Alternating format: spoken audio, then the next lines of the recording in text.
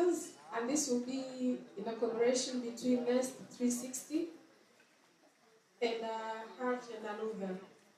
May I welcome the panelists and the chair for the session, please?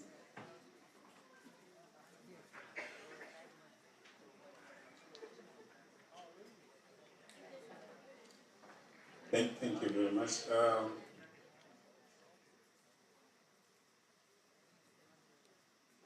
Good afternoon, everybody. Samahani, leo nitaongea English. Najua tunapenda Kiswahili sana, lakini Kiswahili ni ya Watanzania sana tuliowaachia. Nilijaribu nikashindwa.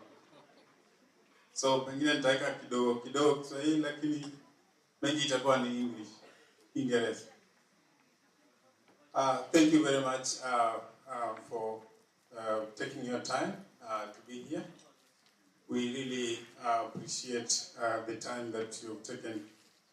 I know we have learned a lot since the beginning of this conference, and we are still learning. Right here, talking to is Cliff Osso. I'm the sales manager for Hatch Technologies. And I know we will explain more about Hatch, and you get to know who are these Hatch people. We have partners like Anuda and Nest 360, they're all here. And they'll also, we give them time to at least say something about Anuda, say something about Nest, how do we work together. So I've prepared some presentations here. We'll start with introduction that will be done by Nest 360, represented by Donat, who is the program manager for Tanzania. And then we'll go forth and do a bit of introduction of Hatch and Anuda, which our CEO, Mr. Diko Ranja, will do for Hatch. And then Anuda will be done by Veronica. And then we'll see something about the effect of high bilirubin levels in newborn babies, which will be done by Prof. Karim Manji. I think most of you guys here know Prof. He has something just to share so that you get to understand what is this, when the bilirubin goes above the standard, then what happens and what should we do? And then we'll just wrap up with a presentation from my colleague Ali Khalid, who will show us our new product, which is called BiliDx for bilirubinometer. We'll have it here and he'll show us more so that you get to understand how it works. So I just want to really start. I don't know if the technical team is ready, but I want to welcome Donat to just come forward.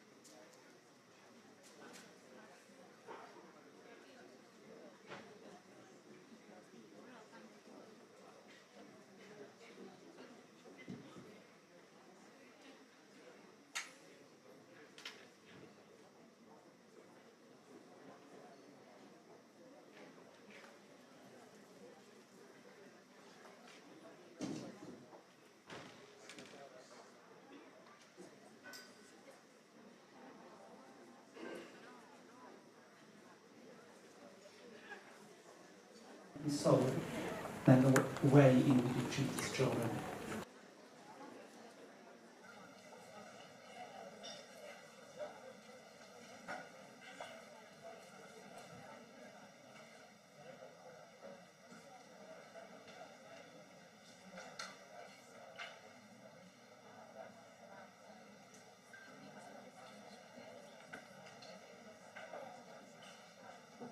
You treat these children. Thank you.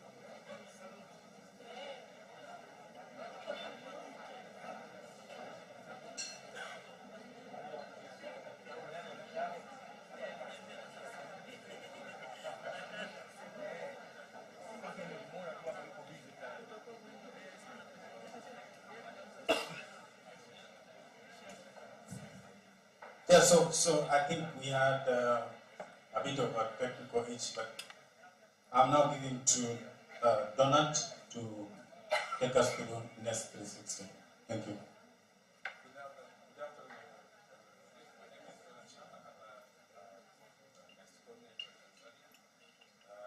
My task is just to introduce what NEST is and who we work with, and a bit of activities. So, in brief, NEST 60. So, first of all, NEST, N-E-S-T, stands for Newborn Essential Solution Technologies. And 360, meaning that it looks at a newborn as a whole, not just one part of it. So it's an alliance of so many organizations, about 16 in Africa, Europe, and US. And the first phase that we are working at the moment, we're working in 4 countries, and this country includes Malawi, Kenya, Tanzania, and Nigeria. So the overall aim of NEST is to prevent newborn death in Africa, in African hospitals, and which is also contributing to SDG number 3.2. So what do we do? One of the things that I'll tell you more in the next few slides is that we aim to deliver and sustain solutions, sustain innovation, also to develop an education ecosystem, as well as to implement evidence-based care and this mainly using data. I'll tell you more very soon. So we, as I say, we work with government, including Tanzania, closely with the Minister of Health, PRH, and the Minister of Health Zanzibar, as we heard in the morning from the Vice President, appreciating the ongoing discussion of planning to work with them. And this mainly is to partner to deliver clinical and biomedical engineering training through competence-based pre-service and in-service training, so that the devices are used, maintained, and integrated into national newborn care guidelines, which in most cases have already started, and some of them have already been accommodated.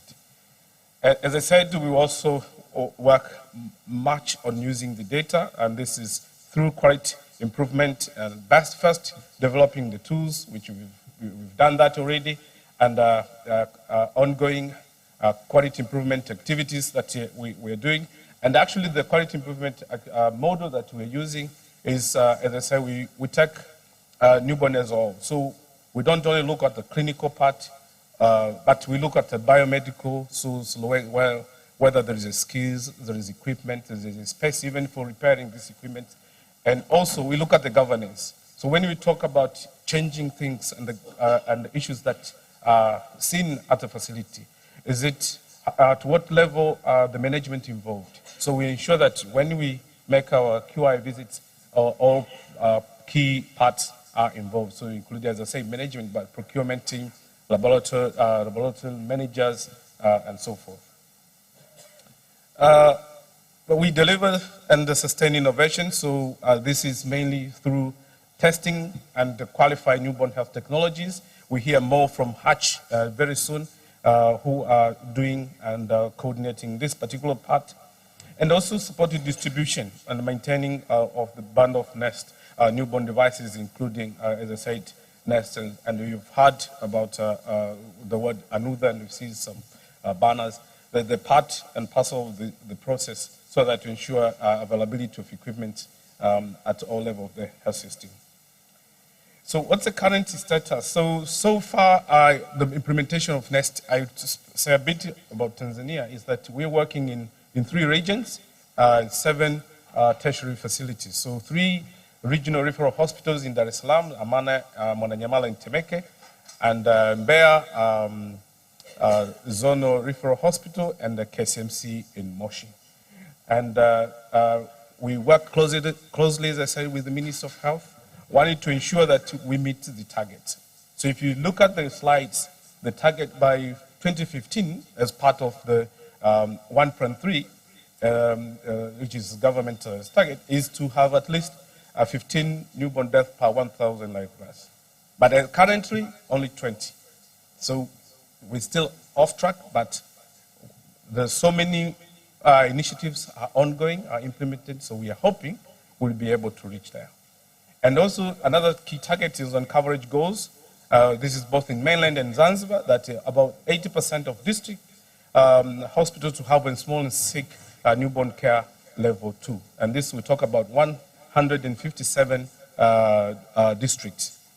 So together with the government and the ongoing plans that we have as part of NEST, that phase 2, we'll be scaling up, so we'll ensure that together as a team, we'll be able to reach there.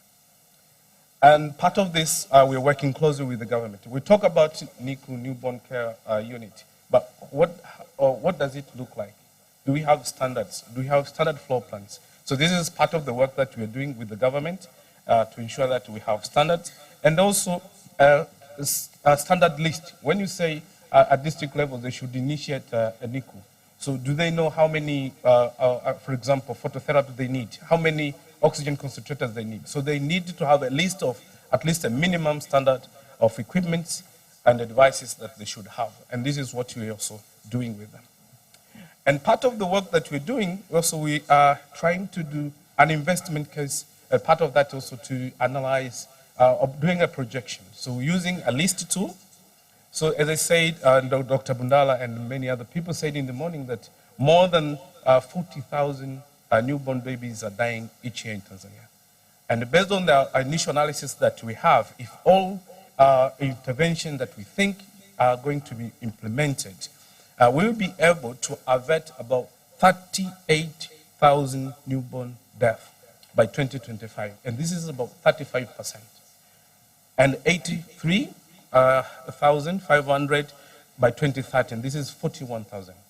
And if this, as I said, if also you have equipment, you have human resource, you have space, you have medical supplies, this is what you will achieve. And we believe with the commitment that both governments are putting, the mainland and Zanzibar, this is possible.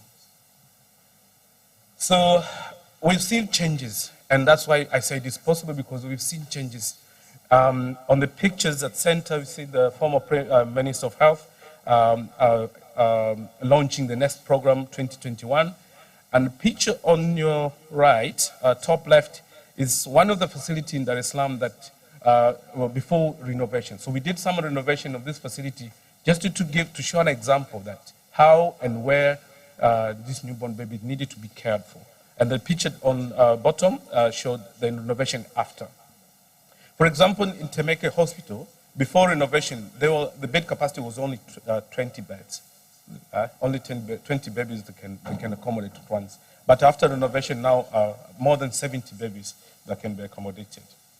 And we thank the government for giving us this opportunity, and we continue, as I say, we work as a team together to ensure that we save the life of newborn babies in Tanzania and across Africa.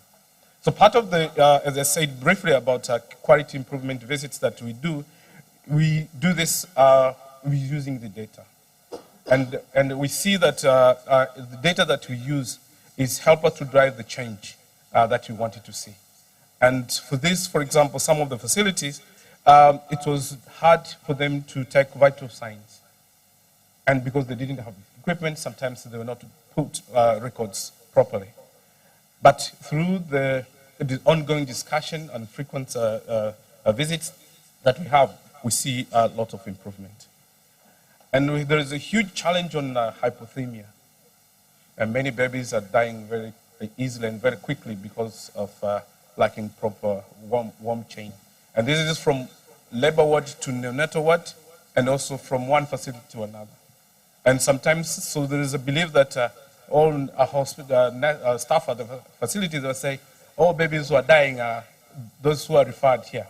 But when we did and we tried to use the data, we realized that it was worse within the hospital. Yeah. So many babies who were dying from by hypothermia was inborn babies. Yeah. And now, after working together with them, so we also seen a lot of changes in that.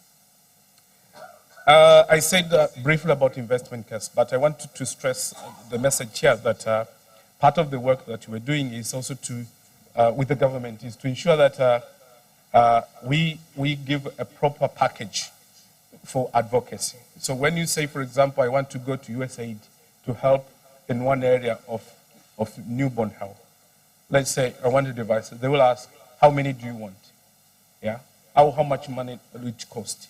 So we have quantified each and everything. As I said about the floor plans, so we have a quantification, so a BOQ, how much money if you wanted to do renovation, because Dr. Bundala is listening, that he encouraged to improvise. So with the space that you have, do renovation there.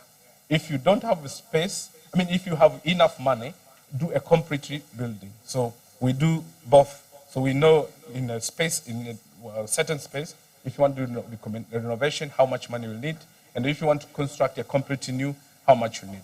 And then we also, another thing that we're doing is we have, we do a quantification in human resource. So in a level, for example, district level, what is the standard for health workers, number of health workers? How many nurses do you need? How many biomedical engineers or technicians do you need? And then, so we do a quantification of that, and then we give a figure, so that if you, for example, you need 2 and you only have 1, you know the cost of 1, and then how you can do advocacy or lobbying to get more funds for that.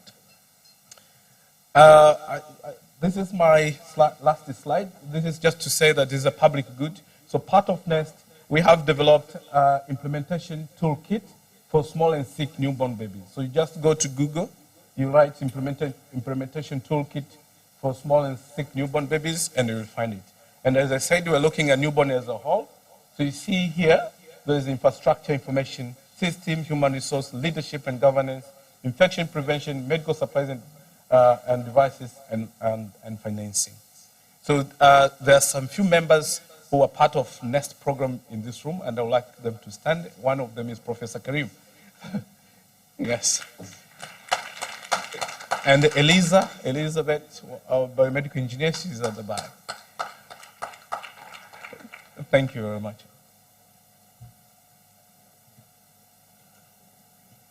Proceed, huh?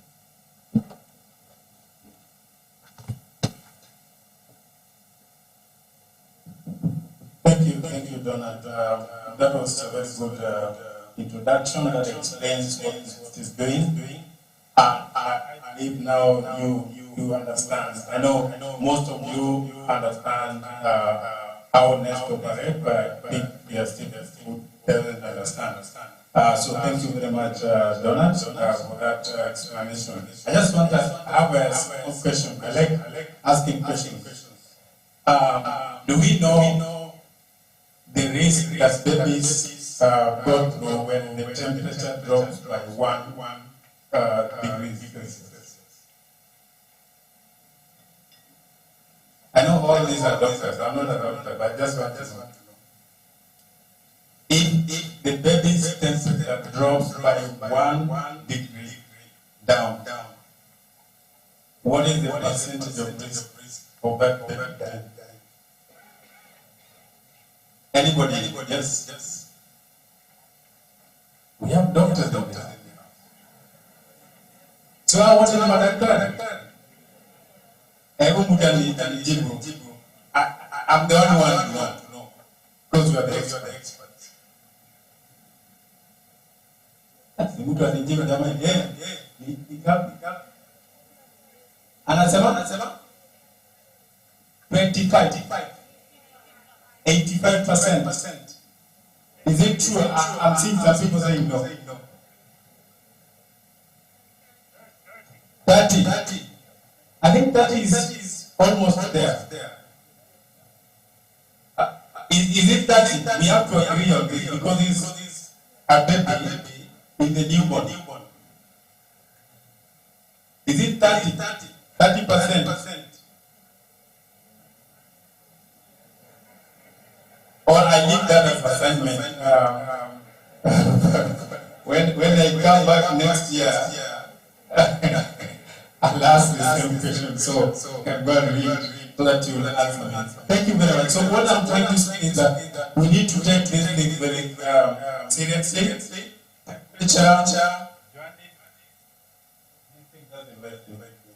Temperature, jaundice, all these things you need to take them very seriously. So when you hear a mention of this, that, and those people, let's just give it the attention it needs. So thank you.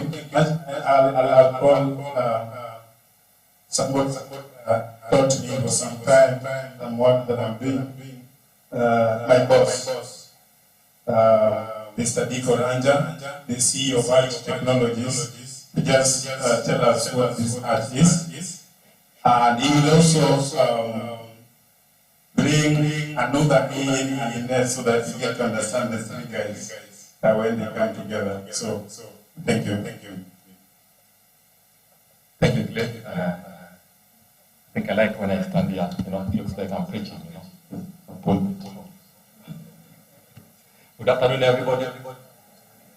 My name is Adiko Ranja, as the Cliff has just mentioned. Can I see? My name is Adiko Ranja. As my colleague Cliff has just mentioned. I'm the Executive Director for Hatch Technologies. I'm excited to be here this afternoon. I'll take less than 10 minutes. I'll just talk about Hatch Technologies, who we are, how we came into being.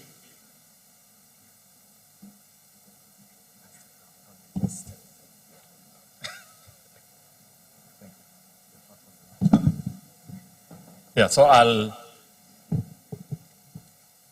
just talk about Hatch Technologies, who we are, how we came about, and what we do. I'm sure my colleague has talked about NEST 360. We are part of the NEST 360 consortium. I'm sure most of us have heard about NEST 360. I don't want to go back into what NEST 360 does. We are one of the 16 organizations that form the NEST 360 consortium. One question that normally pops up is, if Hatch Technologies distributes neonatal medical equipment, you mean there were no other companies previously that were distributing neonatal equipment before Hatch Technologies came into being? That's the question that people normally ask when I introduce Hatch. So let me just go straight into that question. Why Hatch Technologies? Why should we have a non-profit that is working with a distributor to distribute medical devices? Do you want to tell me that in the whole of, say, Tanzania or all the other countries that Hatch operates in, we do not have medical device companies that distribute neonatal equipment? So this is what happened.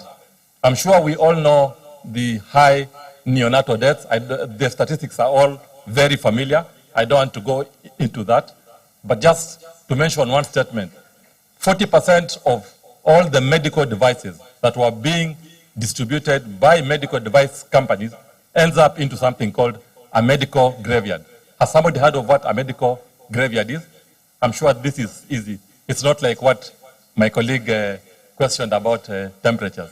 We all know, anybody who knows what a medical graveyard is, I'm sure we all know what a graveyard is. Makaburi, I'm not very good in Kiswahili, so that's why I'm trying to avoid Kiswahili, trying to talk English. So 40% of all the medical devices goes into a medical graveyard, meaning hospitals have 40% of equipment they have purchased that they cannot use. And this made a group of organizations to think about, if we have 40% of equipment going into medical graveyards, then of what help are the medical devices that are being bought? Money has been spent on the medical devices, people have been trained, and yet they are not being used. And they realize that this is one of the reasons why we still have the high neonatal deaths in Africa. Like we all know, 1.1 million babies die in Africa. So what they did is they decided that they are going to form an organization that is going to assist in comprehensive distribution and service of the medical devices so that they do not get into medical graveyards. So NEST formed Hatch to be that organization that will take care of that role. And that's how Hatch Technologies came into being. NEST was formed in 2019, Hatch was formed in 2020. Our sole mission is to ensure that we do comprehensive distribution of the medical devices and customer service to ensure that we don't have this medical graveyards issue. So how do we do it? And this is how we do it. We are a non-profit, so we can't go to a country and do the selling of the medical devices. What we do is that we work through distributors. I'm sure you've heard of Anudha.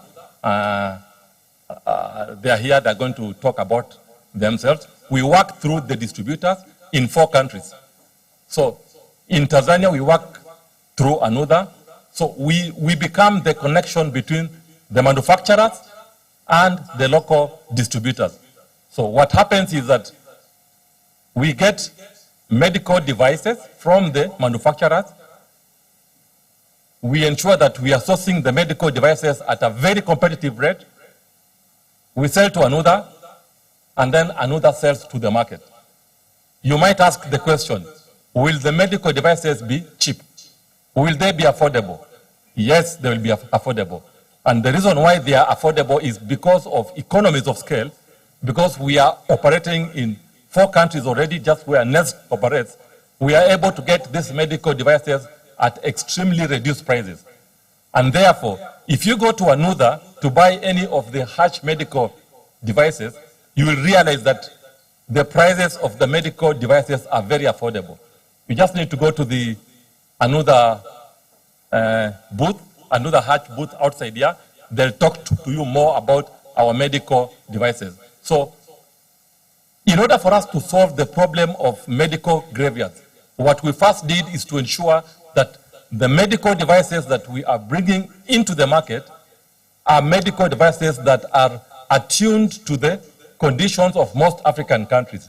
I'm sure you are aware most of the African countries are in the tropics, so the climate conditions are, they're harsh. You know, there's heat, there's dust, and there's all that. So Hatch ensures that they source medical devices that have been tested. So what happened is that Hatch and UNICEF and NEST, they came together and came up with something called Target Product Profile. So all the medical devices of Hatch are NEST UNICEF qualified. So which are the medical devices that we sell? We sell our medical devices in 6 categories. 1, we sell those that address hydration, nutrition, and drug delivery. I know you're a doctor, so you understand these terms very well. Example, the syringe pumps and others. Category 2, we also sell medical devices that address infection, control, and prevention. 3, we sell medical devices that address jaundice management. I'm sure you've heard of the phototherapy, right, and others. We sell 4 medical devices that address respiratory. So we have a host of them. The CPAP, I'm sure you've heard of the Pumani CPAP, the oxygen concentrators, the splitters, the pulse oximeters. We also sell those that address thermal management, the radiant warmers, and the point of care, the glucometers and the HB meters. Hatch has a team of, is it 8? Hatch has a team of 8. Some of them are here. I'll just ask them to stand up and I'll introduce them, or they'll just wave. Because of time, I'll not ask them to talk. Vince Gate is our finance director. Ali Khalid is our head of customer support. Our MC here, Cliff, is head of sales. I think those are the ones that are here. Another will introduce themselves. So, as I finish, I just want to mention some of the key advantages that the Hatch equipments have. Number 1, they are affordable, like I've mentioned. They are effective. They are robust, like I've mentioned. They are attuned to the low-medium environment. We offer a very comprehensive service. You can see we have a head of customer service. I don't talk much about service. He's going to have a session to talk about service. And therefore, our goal is to complement what NEST is doing.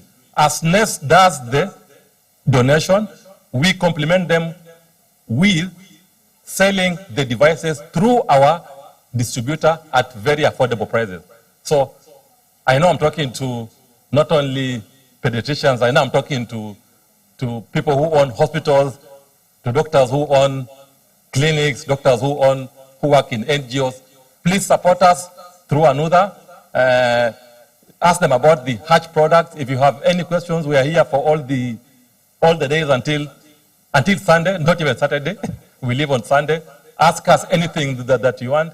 If you have any questions, please feel free to ask us, and we shall be able to answer and give you the answers. So please, let's work together so that we ensure that we get the right devices to hospitals.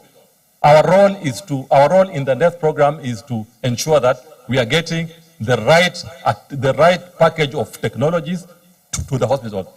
You can only support us by buying the devices through another. If there's an issue of price, the FD is there. He'll always come in and assist another. So don't be worried about price. I assure you the prices are affordable. I've been in this field for 20 years. So when I tell you it's affordable, please trust me, so that then we all together can be able to ensure that we solve this problem. Thank you.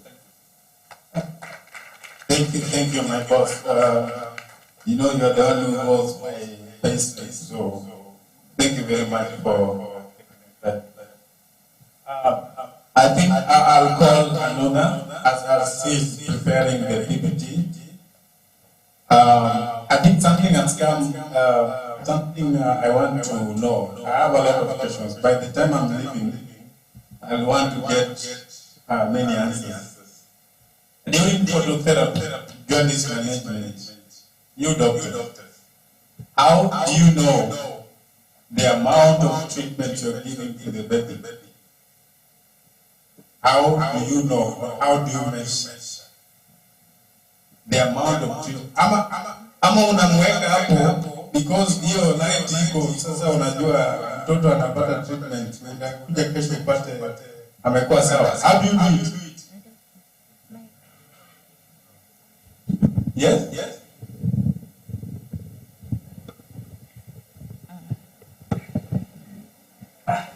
This one is not good. How do you know that you are treating jaundice? The phototherapy there, the baby is under here. How do you know that you are giving the right treatment? Ama mtumiaji hii inaitwa phototherapy kwa hospitali. What do you use to measure the treatment? Phototherapy treatment. What do you use to measure that treatment? Bilirubin to test whether the bilirubin level. I'm saying now you are treating the baby. Yeah. You have tested the baby, the level of bilirubin is high. Now you have put the baby under phototherapy. How do you know that the treatment the baby is getting it? Yeah? There's nothing like that. You just put the baby there and you pray that. I'm not checking the level. You have checked the level. The baby needs phototherapy. You put the baby on the phototherapy. How will you know that this phototherapy is actually giving a treatment?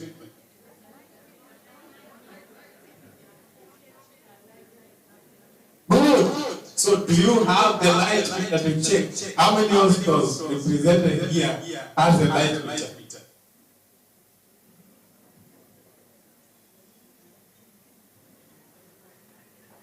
Wangapi? Hakuna. Moja. One. Two. Mbona wangapi? Tunisaidie jamani. Tatu. So only 3 hospitals in Zanzibar and Tanzania has a light meter. Others unaweka mtoto chini ya hiyo inaitwa nini? And then you pray that the baby will be well. You don't know whether you're getting the treatment or not, right? Okay, I will welcome my colleague to take us through another. As you think about testing the ingredients that you're giving the baby, we need to give quality service to our babies. Our babies, they are our future. So, thank you, Veronica. You can take us through another. Okay. Good afternoon, everyone. I would first thank you, all the organizers who have organized this conference, and we have invited us. We thank you very much. My name is Veronica Rogasila. I'm working with Another for a couple of years. I also have my colleague here, who is Mr. Tom. I think most of you know him. He's the product manager of maternal infant care solutions in Another. Thank you. So, welcome to our presentation. The aim of Another Limited is to put the perfect products in the right hand. I would like you to know small about history of Another Limited. Our company started in 1992 by the late Mr. Hasija, and now taken over by his legacy, Mr. Anurag Hasija. Another Limited has been there for over more than 30 years, serving the medical community of Tanzania. We started with consumables, and over the years, we went to medical equipments and developed our portfolio since then, and now supported by the team of more than 50 employees.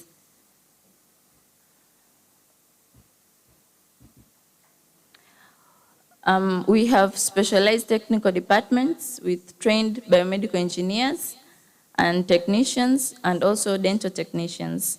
We are an ISO certified, and to mention few companies, I think you can see them. These are the companies that we are working with. You can see Hatch and Nest there. We have varieties of departments, as I said, like mother-infant care, radiology department. We still have consumables. We have hospital furnitures, theater and ICU, dental, dialysis, together with lab.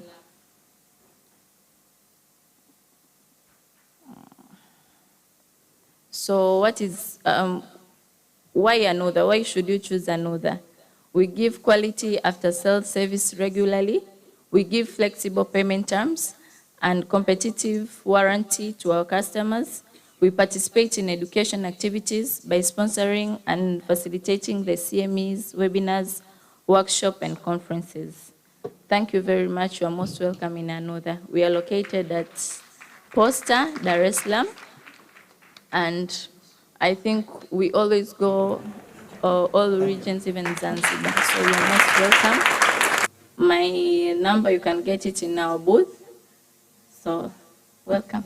Thank you. Thank you very much. Thank you very much. That is beautiful. So, I think now we know Nest, we know Hatch, we know another, we can now connect.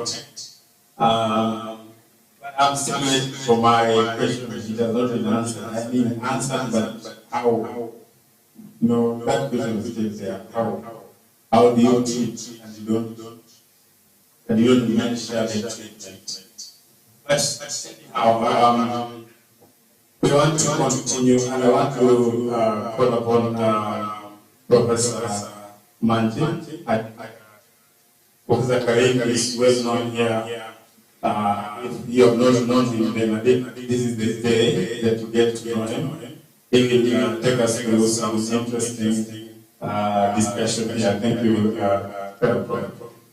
Good afternoon, everybody. So after a good meal and a nice environment, it's usually a lot of, the pH goes down in the blood and you feel sleepy. It is a very terrible time to do a lecture at this time. But I have an OCD, obsessive compulsive disorder, of holding onto the mic and giving lectures. So please bear with me. You know, this guy is having an OCD of mic. So if I extend my time, you can get your pillows from your hotel and sleep here. Good afternoon. First of all, thank you very much for this topic here. It may seem like a lecture, but I think it will be very useful for many of us to recall and remember what I have been teaching from undergraduate levels. So some of you will remember when I was teaching you as MDs, and some of you as MMeds. So it will be very tailored according to that. But it has some key important messages for you to catch. So neonatal jaundice. It is, you know the definition of jaundice: visible skin, mucous membrane, eyes, yellowness. This happens when serum bilirubin goes ahead at some level. Usually it is described as 5 to 7 milligrams or 85 to 120 millimoles.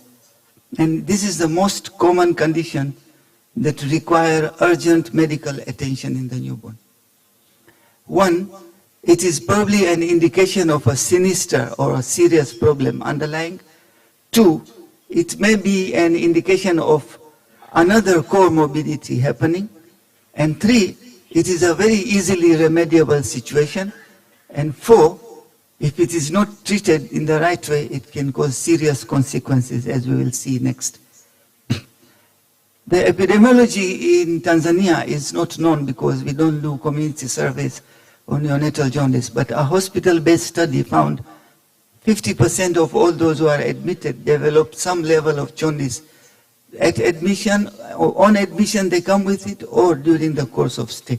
Almost 50% of children. But It's not all that bad news, because I will tell you something more about it. So keep your concentration. 80% of that bilirubin in newborn babies is derived from broken RBCs, which are due to having high fetal hemoglobin and the composition of the cellular composition of the RBC itself, which dies faster.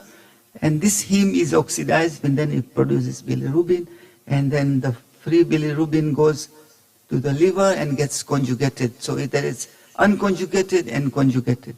The conjugated is water soluble and is excreted in water.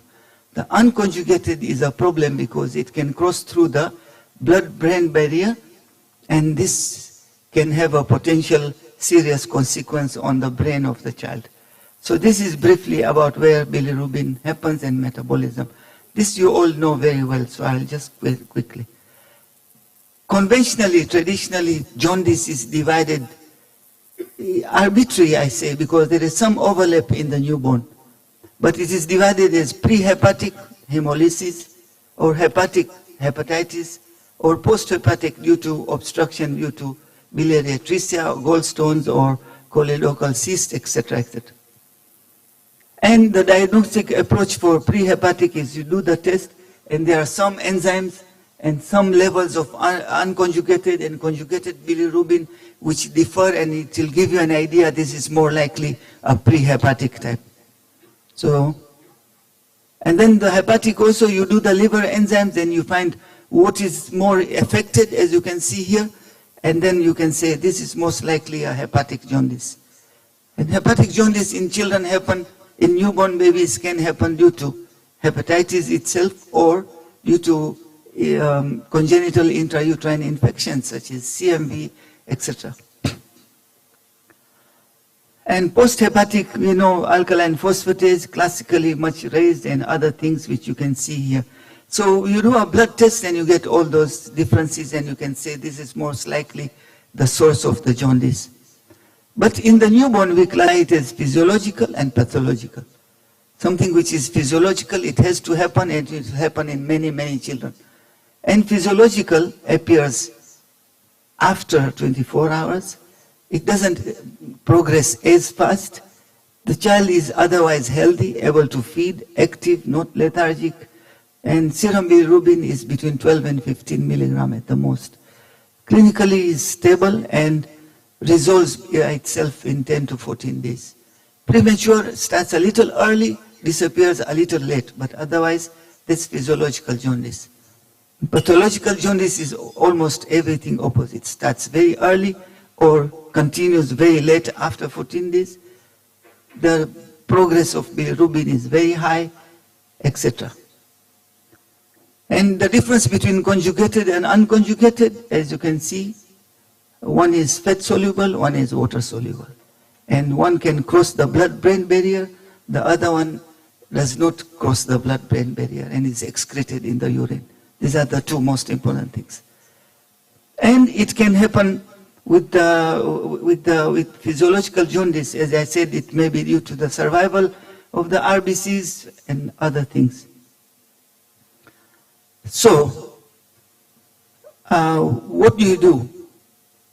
This bilirubin which crosses the blood-brain barrier, I will say it now and then you can just skip over the slides. The blood-brain barrier becomes very permeable to bilirubin, which is unconjugated, because the unconjugated bilirubin has got a predilection to phospholipids. And higher levels of bilirubin, through molecular level of some oxidative enzymes, produces free radicals which are toxic to the neurons. And it inhibits enzymes, particularly those which are of cell regulatory mechanism. And it therefore prevents the phosphorylation of the peptide which is dependent on lysine. And brain is rich in phospholipids, and the predilection therefore of this bilirubin, it goes into the basal ganglia, which is very, very rich in those connections, because you know the child's connections are still developing, but these are very concentrated. Basal ganglia is like the core. Therefore, it has a predilection to it, and through the inner mitochondrial membrane, it can actually damage the neurons. And we have a neurologist here who will agree with me that the basal ganglia are very important in coordination of motor system. And therefore, when damage happens, then the child develops cerebral palsy, which is of a different kind of motor system. It is chorioarthitoid type. That is why you have that kind of cerebral palsy. But what happens to other organs in the body? Not much is known globally about what bilirubin does in every other system. But now, research is showing that it can affect the gut microbiome. This bilirubin can be toxic to the gut, and they get other problems in the gut, and therefore can lead to gut microbiome problems. These are other rare types of jaundice. It doesn't happen. The hypothyroidism acts in a similar way. It reduces the cytochrome C enzyme and reduces the deconjugation and the conjugation, and also reduces the binding of albumin with the bilirubin. Therefore, in hypothyroidism, you get prolonged jaundice. Beyond 14 days, if there is jaundice, you must look for thyroid function. So, hepatic, as I said, those infections and inborn errors of metabolism, and something called idiopathic neonatal hepatitis. I don't know what it is actually, honestly. But idiopathic in Greek is defined as a sad story of an unknown cause, which even the physician doesn't know. Idiopathic, pathological. Patho means sad. Idio means I don't know. I don't know, I'm sad, I don't know this neonatal hepatitis. So that's idiopathic neonatal hepatitis, because we don't know exactly what causes that damage. And post-hepatic, we know most of these conditions.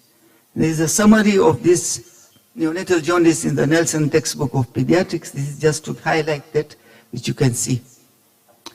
Now here I want to emphasize something. Inadequate breastfeeding, and there is one very mythological, distressing condition called breast milk jaundice.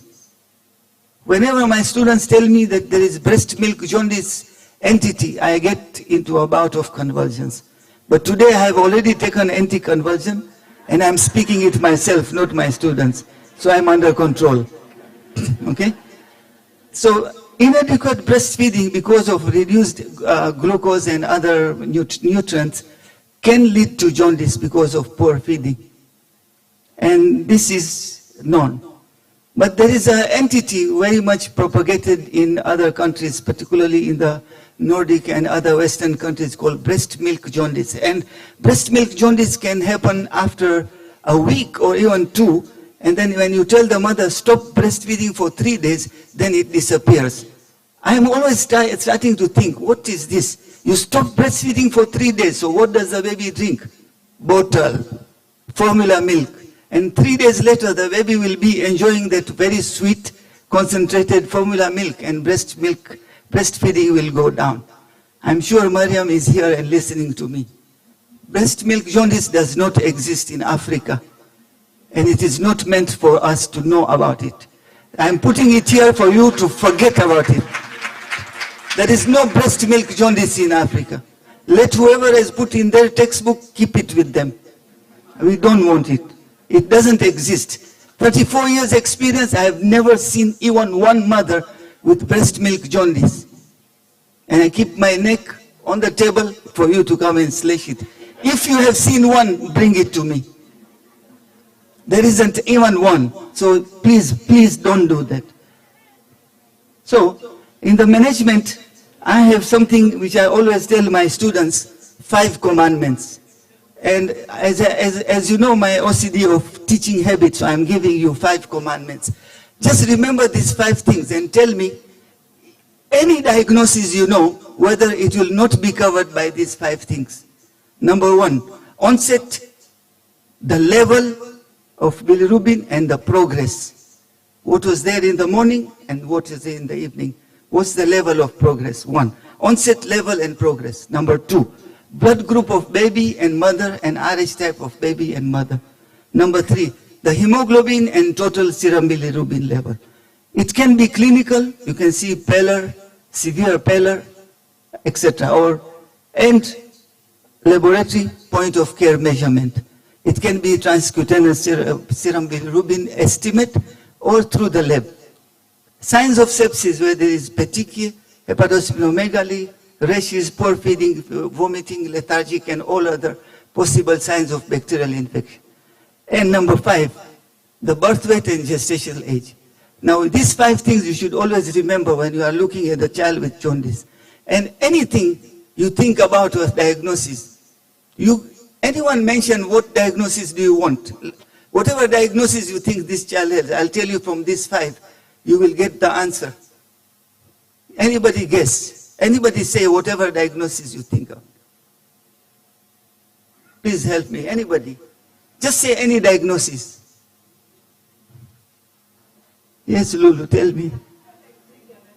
Crigler-Najjar syndrome. Number 1, first, it is very uncommon in Africa. It happens in Ashkenazi Jews. But if Crigler-Najjar syndrome happens, the serum bilirubin level is not that high. There is no petechiae, no hepatosplenomegaly, no rashes, so number 4 is out. Usually it is term baby, so number 5 is out. Usually the onset is after 7 days, and it remains even after 14 days. So now you know that this is something which is not physiological. It is pathological because it has stayed more than 14 days. Right? Any other thing you can think about. You will get the diagnosis from these 5 elements. So please remember these 5 commandments. I know there are 10 commandments, but other 5 I have hidden in my pocket. I will only tell my best students about it. So you examine the child and you do clinical assessment using Kramer's rule, or you can do lab measurement and investigations of all those things which you have done, including an abdominal ultrasound if indicated. Now, transcutaneous measurement of bilirubin is a great tool. It is a great tool for screening, not for continuous monitoring. Because once you screen, you find high levels on the forehead, you need to do a blood test. And once the baby is on phototherapy, you cannot repeat transcutaneous serum bilirubin levels because the phototherapy will have changed the coloration of the skin, including the bronzeness which happens. So it is a good screening tool in an OPD when you see the child for the first time, but it is not for continuous monitoring and cannot be used on babies who are on phototherapy. Okay? Now, talk about point of care. Point of care, I was talking to Isa. You will hear his interesting findings tomorrow. Point of care, now we are thinking about point of care diagnosis of HIV infection.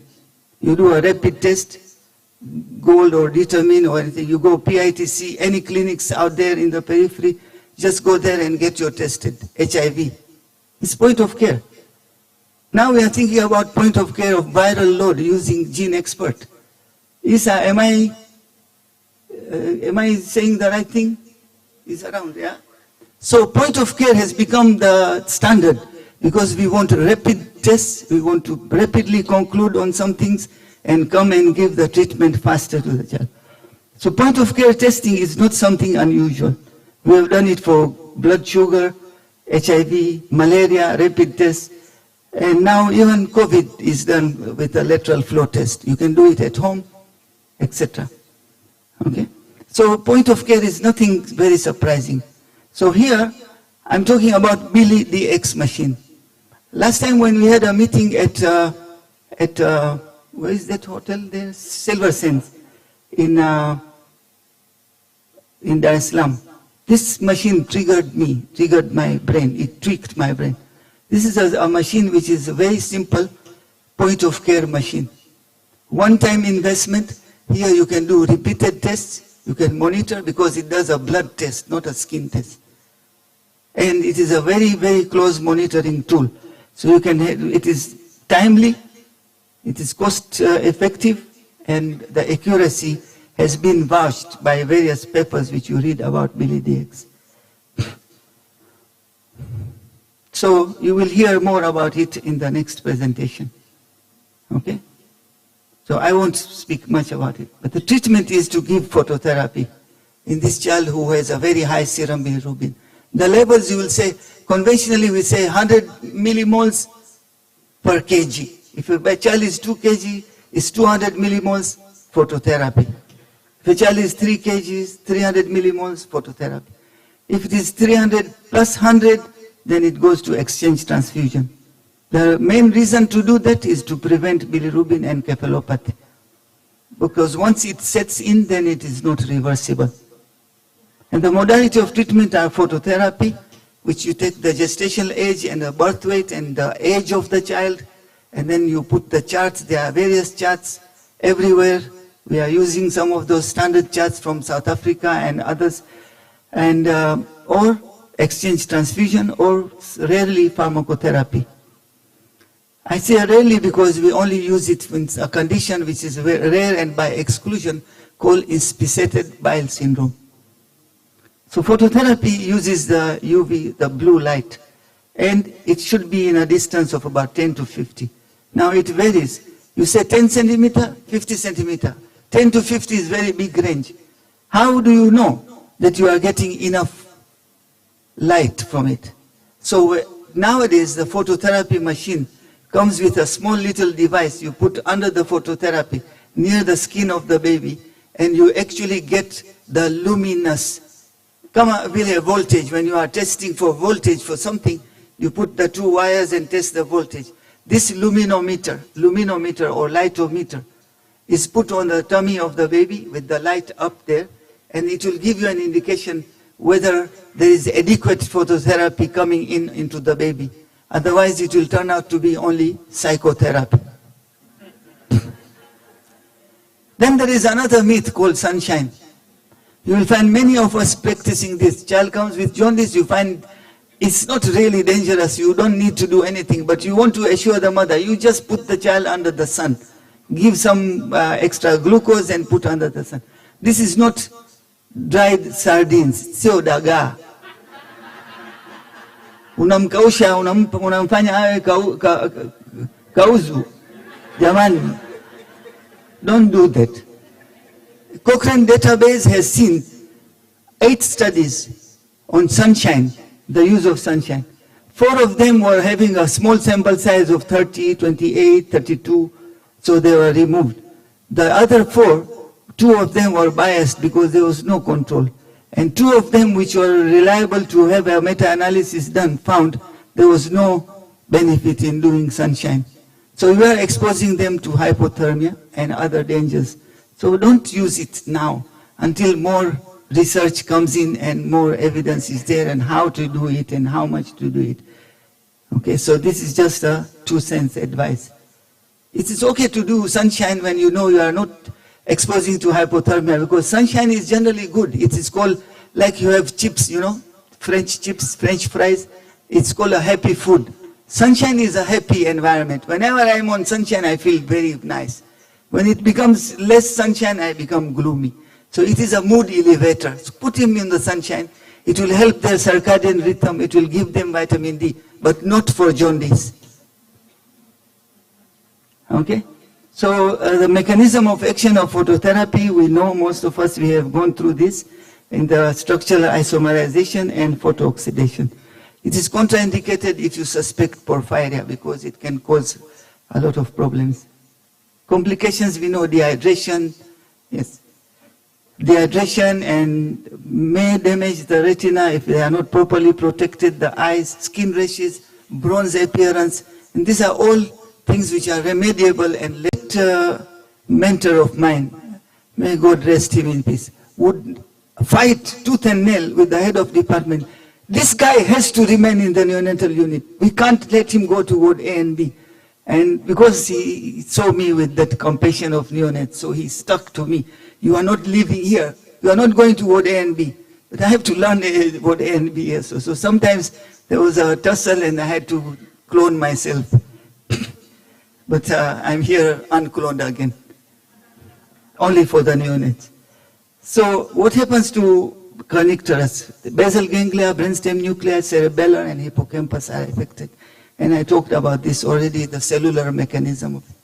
And the brain damage is so bad that this kernicterus is a lifetime liability. we can't afford to happen. So, number one, identify it early, treat it rigorously. You are better off doing mistake or erring on the side of over-treatment rather than under-treatment with phototherapy. There is one thing about phototherapy. In some of the hospitals, they give them, okay, you come in the morning 2 hours, go home, come back in the evening 2 hours. No. It has to be continuous for minimum 12 hours because the skin blanches, it goes away, but the blood inside is still having serum bilirubin, and therefore rebound keeps on happening. And it can actually go out of place. So if you want to push somebody out of this door, don't hug him. Push him. You want to remove the serum bilirubin? 12 hours. Don't give few hours. As I said, psychotherapy. Long term, you have sensory neural loss. You can have visual problems and then motor problems and all those things which happen with connectors.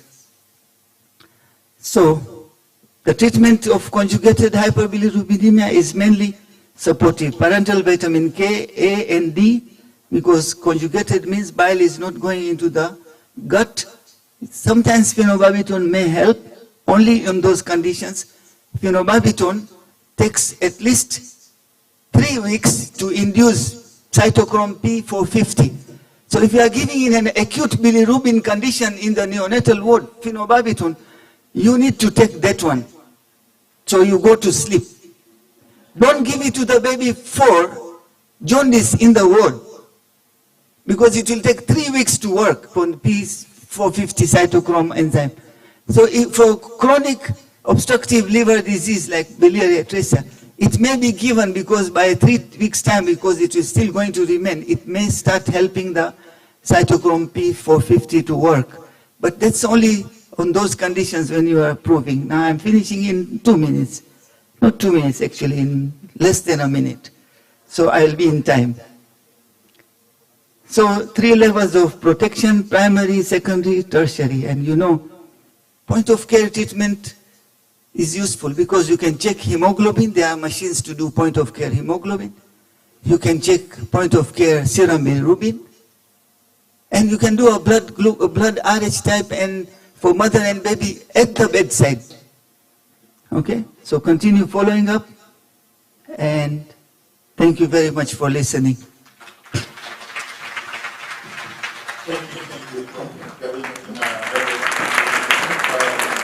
I'm very much afraid of you. You'll ask me questions.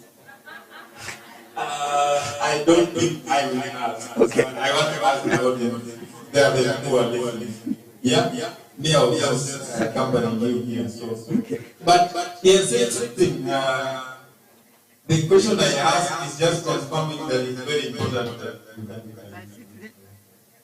the lighting, because guys are saying, ukaweka mtoto hapo kwa phototherapy, unaona hiyo lighting imewaka, you're good to go, unakuja tomorrow, you come back tomorrow. So we need to know the treatment we are giving to the baby. Even if phototherapy, it should not be just a light. Measure and understand this is what I'm giving the baby. After 6 hours, you check, and he has also said, don't depend on continuous.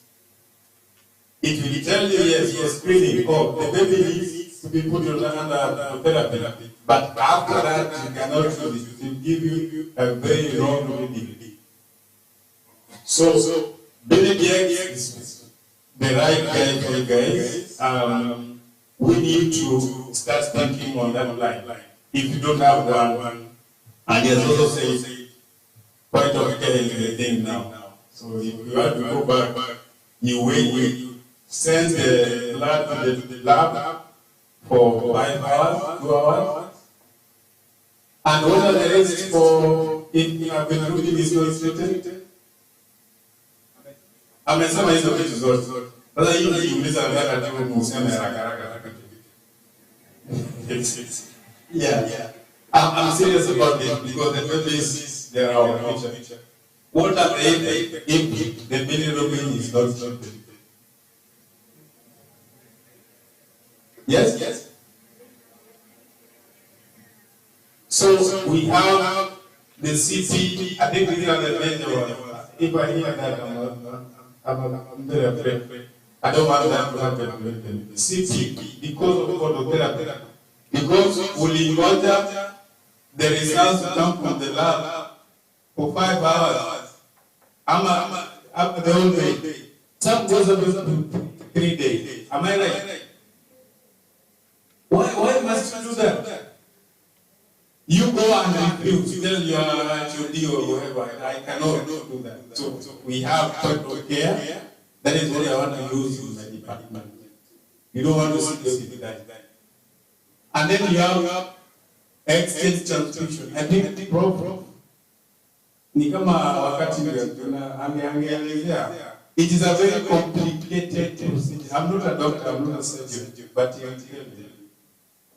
very expensive, very complicated. Why must we go there? Thank you very much, Prof, for that explanation and the lecture. I because it has a lot of information. Some I'm just writing it now. Just ask them. I'll give some minutes for questions, but before that, my colleague wants to take us through just a bit of VDX now, showing you the machine you're talking about, the point of care, where we are going now. Just give them the highlights of the machine. And I'll give like 5 minutes for questions and answers. The presenters are here. They will help us. So Ali, just take like 5 to 6 minutes. Thank you.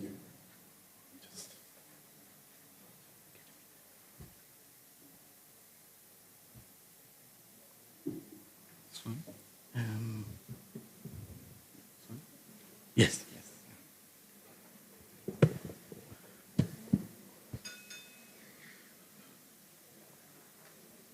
Yeah, good afternoon, everybody. I really don't understand why I should come after the knowledgeable professor. It doesn't mean I'm more knowledgeable than him, but I'll just call it idiopathic. I really don't know why, but I'm honored to be part of his presentation. I'll just take you through a little bit about this device that we have been talked about, the BLDX. It's a point of care bilirubinometer. That word is hard to say, I believe. So we are looking at the factors that might affect us or lead us to use this device. We are looking at time. So can somebody remember the first commandment that Doc really said, the 5 commandments? So if I just, for the sake of time, tell you, it's about measuring the bilirubin and then following up. So for you to do that, you need to measure. And the gold standard always is the laboratory. So if you check the first measurement and you find this baby needs phototherapy, you need to do follow-up tests. So doing follow-up tests sometimes with the laboratories can take time. For the lucky hospitals, the private hospitals, the ones that have good laboratory sectors, they can get these results quickly. But think about the wider public hospitals. In some of the places, they might take three days, 24 hours, and by then, these results are no longer irrelevant. So you're looking at the time factor, even the cost. Some of the hospitals just don't think around Tanzania. Some of the places in other countries in Africa, for you even to get your results faster, you might even be told there's extra facilitation fees for you to get these results faster, and the parents are charged. So there's the cost factor also. And also the accuracy in terms of the TCB devices. So they act only as screening, but once phototherapy is started, they are no longer accurate. We have now the bilirubin meter, the BLDX, it's here. I'll just quickly pass it around for you to view. Just check and pass. Yeah. So you might wonder why it's important or advantageous compared to the other measurement systems that we have. So we have two main categories, the visual and the invasive ones. So the visual measurements, they include the Kramer scale and also the transcutaneous. So those, they are in the category of the visual. So we know there are accuracy limitations, and the other one is the clinical lab and the point of care. They use, they're in the same sector, the point of care bilirubinometer and the clinical lab. So if you just judge it according to these the quick results, which one do you get? This one, less than 6 minutes, the point of care, you have your results. Clinical lab, I can assure you, the quickest machine, you will not get done in less than 6 minutes. So this beats it. The transcutaneous one is also quick, but is it accurate? So we're coming to that. Small footprint, a point of care device, you can use it. I'll go through it. The battery is long lasting. You can use it in the neonatal unit. You don't need to have it in the laboratory. So, and accuracy for all skin tones. We know that the TCB devices with darker skin tones, the results are no longer accurate, and also in terms of accepting whole blood. So with this point of care device, you can just do a heel prick, and you don't need to do centrifuge. That's what we mean here, the whole blood. But the laboratory device, you need to have a centrifuge, and that sometimes can be a limitation. So these are the advantages when you compare it to the other measurement systems. These are the specs. It's very accurate, almost 90% compared to the gold laboratory standard system. And as compared to the TCB, it's around 55%. So you are more likely to make good clinical decisions with the point of care device.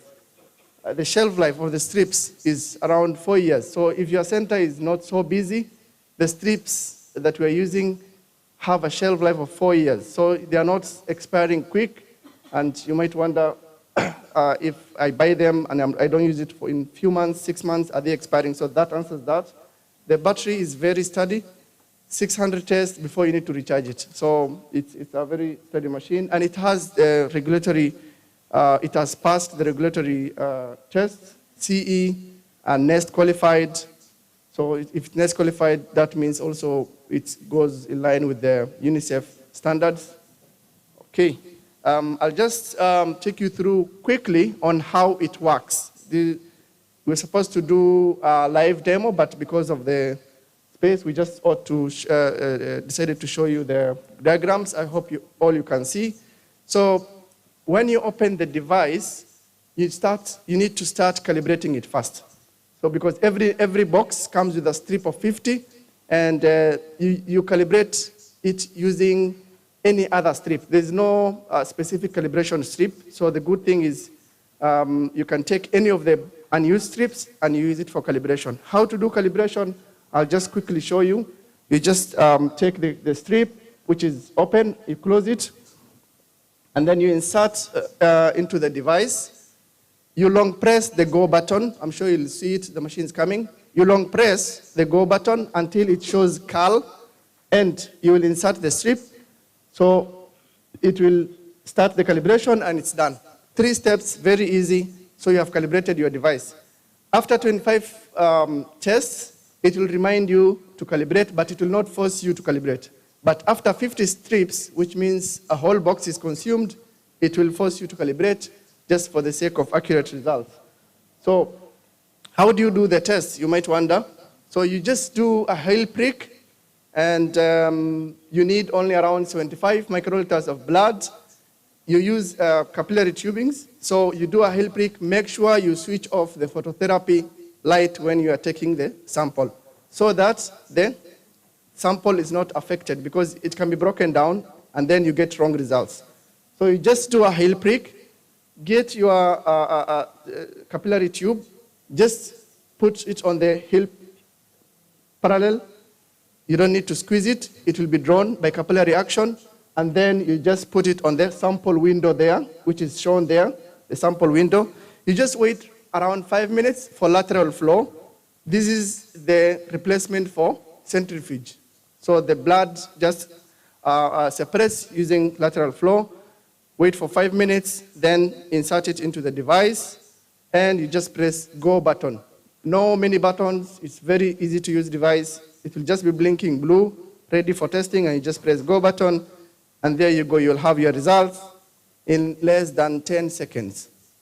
The only waiting time is 5 minutes for the lateral flow, and then less than 10 seconds, you have your results. You just note down your results, and then you discard. It's one-time use to avoid cross-infection and all that. For those wondering the type of measurement it is doing total serum bilirubin, and it's a whole blood, and the units are in mg per dl. So if you want to convert, there is a standard conversion factor. You multiply by 17.1, or the machine comes with a user manual which has the standard conversion table already there. So you have 5 mg is equal to 85.5 micromole per liter. So, but any results you get, you just multiply by 17.1 to get your accurate results. Any questions? I'll stop there because of time. Hopefully you have understood how to use this device. Thank you, Ali. Thank you very much. Maybe you can just join us here because you are the experts of these machines. I have even taken some part of your time, but can you give me 3 minutes if there's questions? I'll give you a minute, and I'm sure you have a booth, but I will allow a lot of interaction. I'm sure people would have a lot of questions to ask. So maybe one burning question to address whatever that has not been addressed. Yeah, one.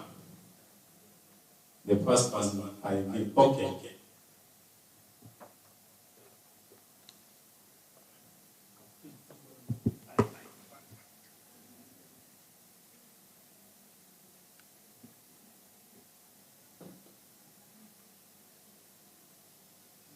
Hi everyone, my name is Dr. Lomole from Nairobi, Kenya, and my question goes to Dr. Ariam. I wanted to know whether you are familiar with the use of IVIG in babies who have hyperbilirubinemia, and what your opinion is on it. I have seen quite a number of institutions in our country use it to prevent going into exchange transfusions for babies in view of the fact that there are not too many people who are trained to do that complicated exchange transfusion. What are your thoughts on the use of IVIG? Thank you. Thank you very much. That's a pertinent question. I skipped through my slides very quickly, but there was somewhere I had written IVIG.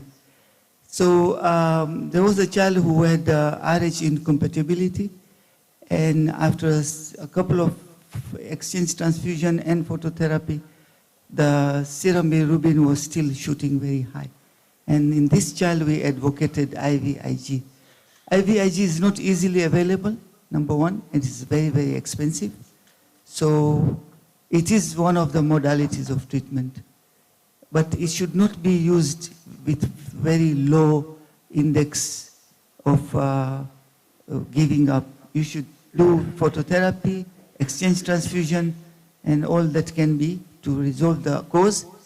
In some situations, if there is an autoimmune kind of hyperbilirubinemia, you find there is cholangitis. If there are some features of that nature, then IVIG is an option. So I didn't highlight that one in the slide, but I had written down that one. So that's a possibility. And Robert, are you there? A couple of times you have used it in our neonatal unit. Martha, yeah. I'm missing out the tree for the wood. She's here, Robert. So we have used a couple of times in our unit for those kind of like chronic babies. You remember that one, second row, that small little one? Yes. So we have used, and it is a modality to treat. I think it should not be ignored, but it should not be used very frequently. Thank you, Prof. Thank you, presenters, for giving us those presentations. Thank you for your time. I think we have been eaten into my friend's time here, so I want to thank you very much, and thank you for giving us the attention, and we should start thinking about all these things that have been discussed here. Thank you very much, and I hope we'll meet very soon. Our booth are outside there. You can, if you have more questions about the product and all the hardness, please come there and we can discuss. A round of applause for them. Thank you so much. You're welcome to. So maybe we can stand up while we stretch and prepare for the next presentation. We are going to write PAT with our body. It will be a good exercise.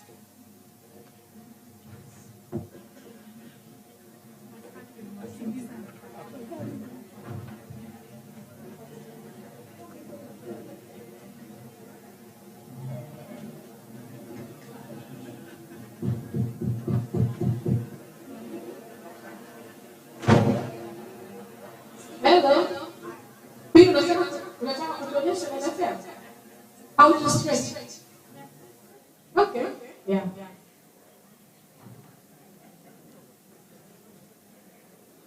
Hello. Kama asubuhi ya kujaongea ile kauli mbiu yetu ya watoto kwanza. Na mtu akasema jamani, huwa kauli mbiu hata ya kuibia. Tuipe basi. Wanasema watoto kwanza. Bado watoto kwanza. Okay, so Suba uko ndani. Jacqueline Suba, are you in here? No. Okay. Are you? Check materials kutupa bro. Yaweze kuseto a bit ili tuweze material mengine.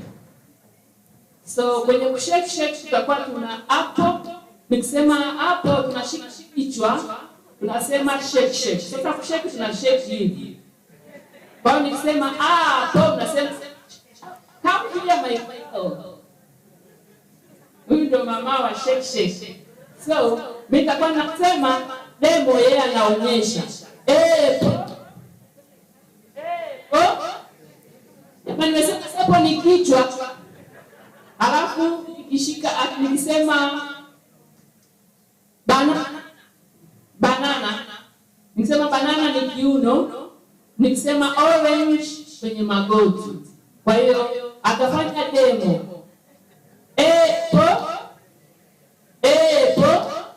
Unasema shake.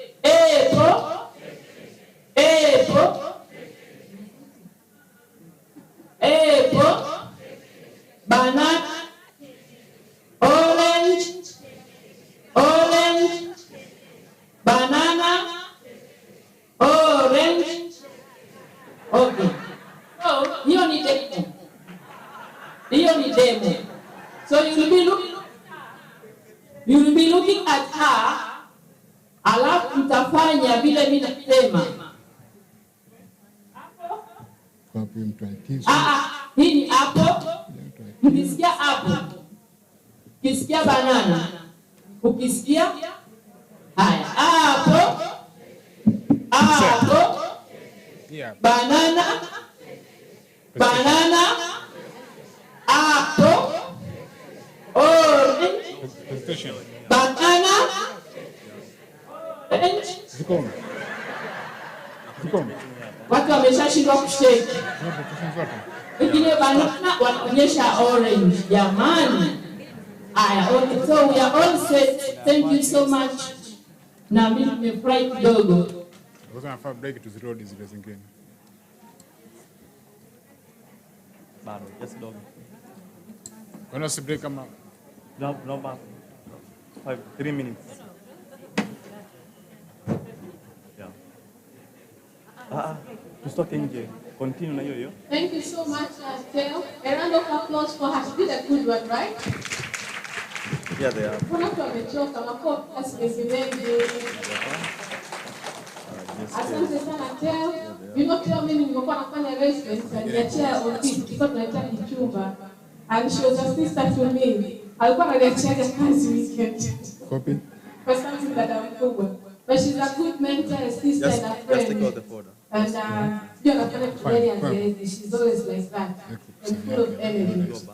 So as we are coming towards the end of our program, where I can see a lot of us are still energetic, the next plenary section is going to be on vaccine immunization.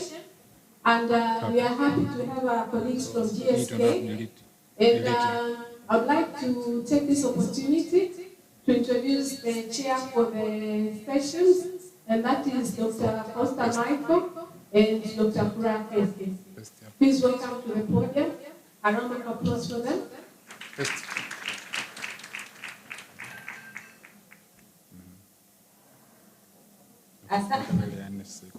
Asante. Habarini za jioni, hoping you are having a wonderful day so far. So may I go to the first presenter will be, his name is Temitayo. Dr. Temitayo is presenting on life cause immunization. And Dr. Temitayo is a public health physician with advanced training in public health and a strong interest in immunization programs. He's very passionate about advancing the cause of life-saving vaccination programs, especially in Africa, in order to improve the health of, in order to improve health indices. He continues to nurture a healthy and growing network of experts in the field of vaccinology. Dr. Temitayo will be joining us virtually, and he will present on life cause immunization. The second presenter will be Dr. Sanjay Gandhi. He will present on rotavirus disease and vaccine impact effectiveness. Dr. Sanjay is the Director of Scientific Affairs and a Public Health Specialist with Market Access Team at GSK.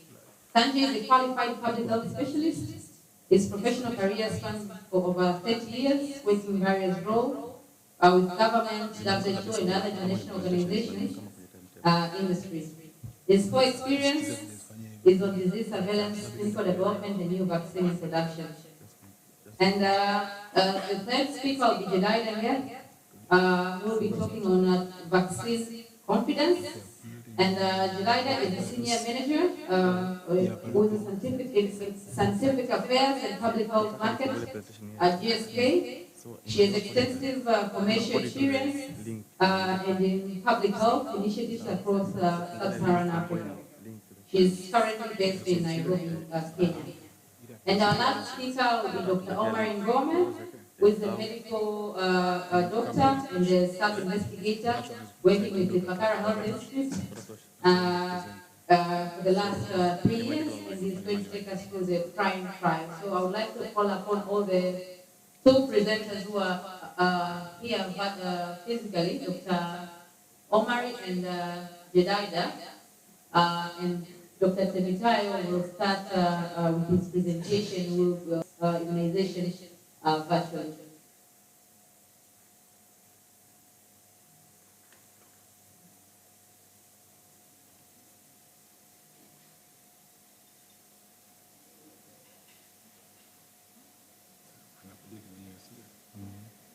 Dr. Omar and Jedida, could you come?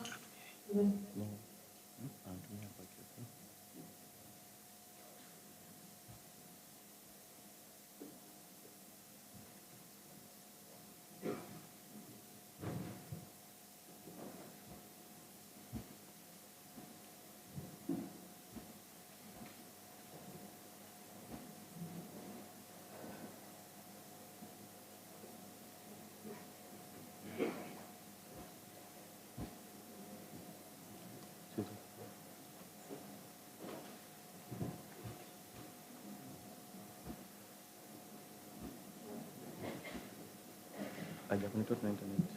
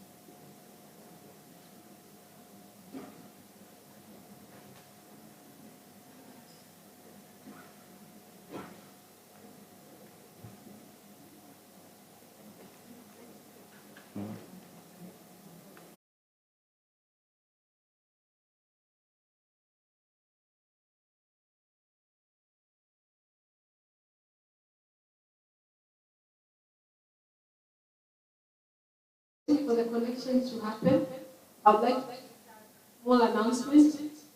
Walk out if you think you will participate to tomorrow's dinner gala. Please do a registration. We'd love to have everyone around, but you need to reserve your seat. So please just write your name to say that you will participate tomorrow for tomorrow's dinner gala. Asante.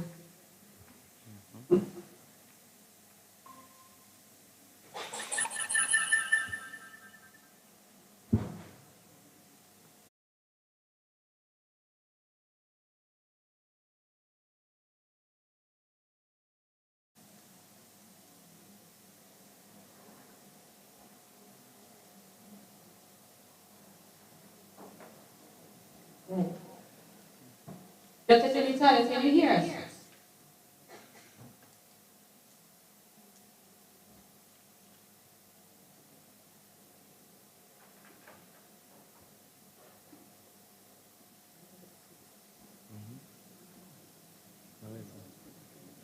Dr. Temitale, could you please share your screen so that we can see your presentation? And if you can hear us, you can start present. Thank you.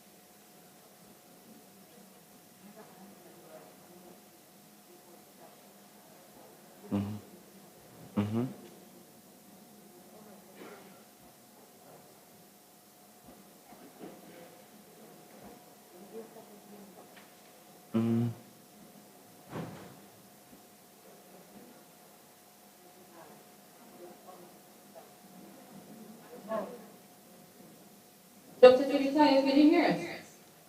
Can you talk?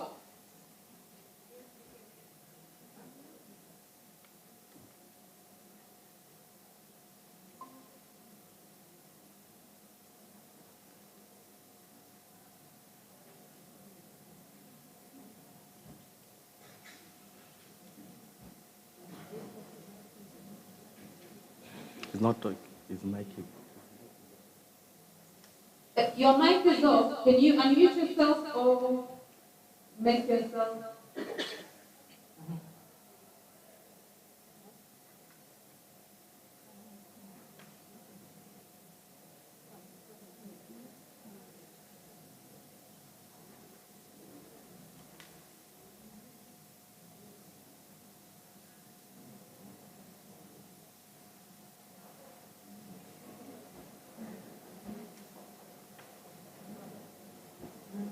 Sasa tunaenda kule.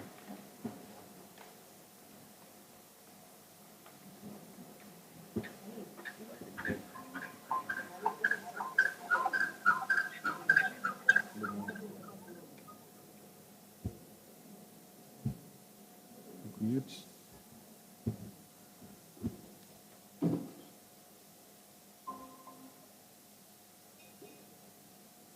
Please confirm if you can hear me.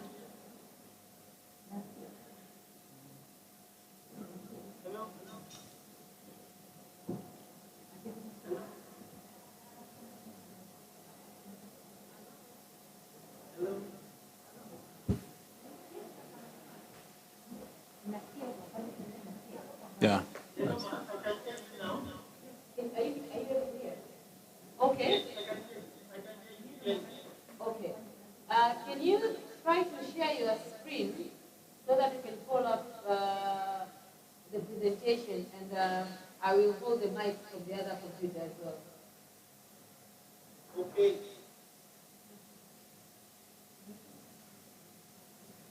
I'm sharing my screen now. Can you see my slide? Yes. Yes.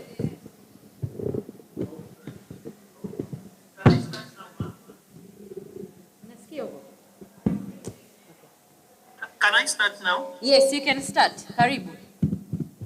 Okay. Good afternoon, Ma. Good afternoon, the executives and all members of the Tanzania Paediatric Association. I bring you warm greetings from the leadership of GSK, and thank you very much for this opportunity that you have given us to interact. I will be speaking this afternoon on the topic life course immunization, which is more or less vaccination discussions, particularly for adults or older adults. And why is this relevant to this particular audience, considering that the stakeholders of this call are all pediatricians? This is very relevant at this time because it is more of a case of a physician, heal thyself. While our focus as healthcare professionals who are pediatricians is often on the children that we look after, we need to take a step back sometimes to look at our own health, our own welfare. So this is an opportunity for us to just have a prick in our hearts and a reminder on the importance of vaccination for ourselves as adults and older adults as well. Because we know that vaccines benefit everyone, not just children. So quickly, I will run through this outline, and I don't want to bother us so much about go through each of them at this time. So, if I may start, what do we mean by life course immunization? First is to say that this is to highlight the importance of vaccination throughout the entire course of a lifetime of an individual. So that means vaccines benefit children, but it benefits more than children. It benefits people in older childhood, in teenage years, in young adult years, in middle age, as well as in older age. So everybody along the entire life course could benefit from vaccination. And so it is a concept that tries to highlight the importance of meeting individual vaccination needs throughout their life. So in the different phases and cycles of life that people go through, they might, there are some vaccines that could be of public health benefits to them. And then for us as healthcare workers, we are considered an at-risk group as a result of our occupation. And we should also get protected with vaccination. So as you can see on the screen, so not just children and infants that can benefit, even adolescent adults, occupational people like you and I, travelers, pregnant women, and older adults can all benefit from vaccination. And you can see a couple of vaccines have been, based on global recommendations, have been highlighted to benefit different people at different phases of their life as should. So it is a concept that helps us to provide protection and the health benefit to people at different stages and circumstances throughout their lives, which are benefits possible with the use of vaccination. So today's advances and scientific advances have made it possible for us to develop vaccines that can offer benefits to people at different phases of their life. And that is all about life course immunization. That is what this topic is all about. So it is one way by which we want to close the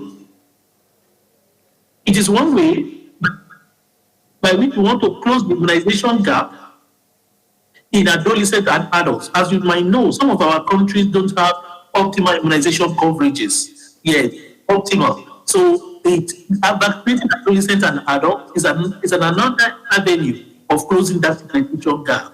Or it is also a way to provide booster doses for people, such is indicated. And then when our women folks are pregnant, they can also benefit from maternal immunization to protect themselves and sometimes to even protect the babies in the early stages of their life. And then we know that vaccination also offers an inherent benefit in preventing antimicrobial resistance. So these are many others, some of the inherent benefits of life course immunization. We know many health workers are migrating to developed world now. They need to get themselves adequately immunized because they might be exposed to diseases that they were not used to before. As occupational people that are occupationally at risk, like healthcare personnel, like you and I, we need to also get ourselves vaccinated. These are methods that are inherent that health course will offer. It helps to maximize this prevention and improve overall well-being. So when we talk about overall well-being of the population, oftentimes we often remember to mention it of good nutrition, exercise, taking most medication as at when due, and often in that package we forget that vaccination is a key component. So today, just a good reminder and to reiterate that while exercise, nutrition, and medication are crucial for lifelong well-being of an individual, let us not forget that vaccines are part of that package that could benefit such individuals as well. The need for life course immunization is justified as a result of changing demographics across the world. If we remember in the early 19th century, most populations of the world relatively have many young children who support the few adult diabetes at that time. In fact, the average life expectancy was estimated around 52 to 55 years in the early 19th century. In the 20th century that we have now, we know that life expectancy has increased tremendously to about 80 years in most advanced settings. And we have significant population of older people. In fact, in Europe, it is estimated that 1 out of every 3 persons you see is an old person over the age of 65 years. So increasingly, we are having a high number of older people in the population, and these people also are vulnerable and they need to be protected against vaccine-presentable diseases. So the key thing we must not forget is that the immune system of children, of newborns, develop through childhood and into adulthood and gradually weakens in later years of life. Oftentimes in medicine we say that the extremes of life, the less than under 5 and over 65, they are always in a state of immunocompromised for different reasons. So the studies have shown that the immune system is optimal around immediately after the teenage years, in the early 20s, and subsequently it stagnates and then start to decline. So we must bear in mind that older people could also benefit from vaccination. As you can see from this Australian study, which we apply to many of our settings as well, as we continue to improve immunization coverages of key vaccines in our pediatric population, many of the vaccine-preventable diseases are having significant decline in this pediatric age group. As this is being experienced, however, this study shows that in the older population of 18 to about 64-year-old, taking pertussis as an example, the incidence was rising in that population, including in people over the age of 65 years. So there might be need for booster, which so oftentimes is not really routinely available in many of our countries. So the older, the middle age, the young adult, the older population might also come down with increasing number of vaccine-preventable diseases. And this also applies to us as health workers, that as we take care of these young children, we could equally become susceptible. And it is important to also do a self-awareness check and get booster doses of vaccination that are relevant for as recommended by our national authority. So this study, which I've just shown here, shows that the main risk, or one of the key problems with vaccine-preventable diseases in older adults, is the issue of increased risk of hospitalization. So this study looks at older people between the age of 45 to 75. While incidence of pertussis infection was more or less consistent across the different age groups, the incidence of the risk of hospitalization was more like 4 to 6 times in the younger adult as compared to the older adult. So as people age, the risk of vaccine-preventable diseases and associated hospitalization increases significantly. So what is responsible for this vulnerability of older people to vaccine-preventable diseases? It is as a result of the concept of immunosenescence. And immunosenescence is a situation in which our immune system itself, it ages. It ages, just like every other part of the body are aging and showing signs of aging, some of which are physically seen, some of which are not. The immune system itself is also undergoes aging. One of the key things, for example, we will notice is that as compared to the younger people, the older adults have fewer number of monocytes. Monocytes, we know, are the precursor cells to the development of macrophages, so they have fewer monocytes. Same thing for dendritic cells, which help to become antigen-presenting cells when they arrest newly introduced infectious agents into the body. So compared to a young adult, older adults have fewer and fewer number of these. So they are not able to handle, same for T cell, for macrophages than B cells as well. So unfortunately, this older adult population, they are not able to handle many of the microbial agents as effectively as they used to do when they are younger. And if we are to ask ourselves that, okay, oftentimes we also realize that many people, they may have their chronological age, but the issues that make their immune more vulnerable has to do more with environmental and some genetic factors. And that is what we often refer to as having significant influence on their biological age. So somebody can have his or her own chronological age, but more importantly, what determines the functionality of his immune status is his biological age, which is oftentimes not the same as your chronological age. So, and it is known today that the biological age is accelerated after the age of 75. So it means that even before the age of 75, the impact of environment and genetic factors could significantly alter the immune system of that particular individual. So you can see an individual that is 50 years old, but because of the way he has gone through life adversity and hardship, in terms of his biological age, he might actually be a 70-year-old person, even though his chronological age is a 50-year-old. So, the biological age is a direct reflection of the state of his immune system. So, he can be 50-year-old chronologically, but if he is 70-year-old biologically, that means the immune system is also as comparable to the immune system of a 70-year-old person. So, and the main reason why this happens is that constantly, as individuals, we are constantly exposed to a number of pro-inflammatory and anti-inflammatory factors.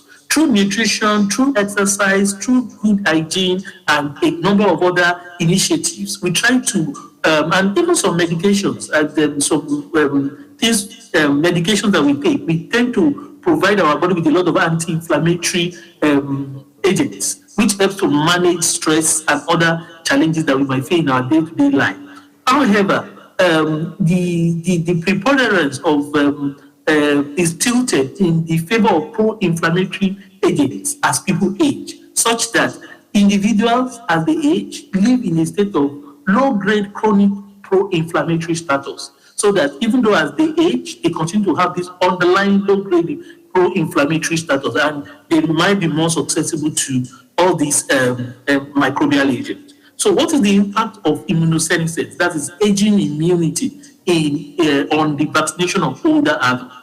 A number of publications have highlighted that with aging, CD4 cells can significantly drop, particularly to specific vaccines like influenza vaccine, as has been done in this first study. So memory T cells, memory CD4 cells can significantly be depleted. In addition, plasma cells can also be depleted, even when these are people that were challenged with influenza vaccines in old age. They notice that the robustness of the immune response is not as optimum. Giving hepatitis B vaccine, even in very late life, also shows that the specific proliferation of T cells was not as robust as it would have been in a younger person. And the same thing applies for pneumococcal vaccination as well. So it means that as people age, even when you give them vaccination, their responses are not as optimal and as robust as one would have recommended.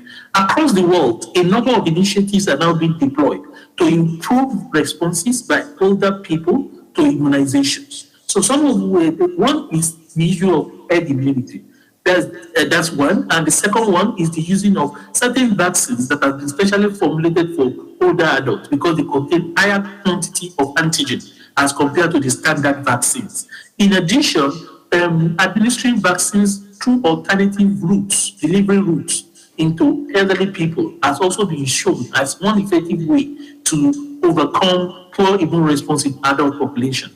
And lastly is the use of adjuvants in some of the vaccines formulation. So let me just roughly mention each of them. We know that with good immunization coverage for the population, the people that were not so vaccinated could also benefit. So that's the rationale, because with herd immunity, you have created a barrier of infectious disease transmission in the population by vaccinating a significant quantum of the population. Oftentimes, the threshold required is about 90% of that population. The remaining 10% will benefit from the indirect protection that is offered by the people that were vaccinated. And another modality that I've mentioned earlier is the use of highly concentrated, specially formulated vaccines for adults.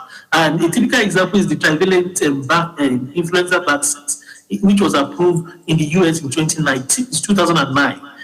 This particular formulation, which was indicated for older people over the age of 65, it contains 4 times the quantum of antigens in the standard influenza vaccine. And this was shown to be very immunogenic in the elderly population, and was also later licensed in Canada. So that's another initiative to help to improve immune responses to vaccines in elder population.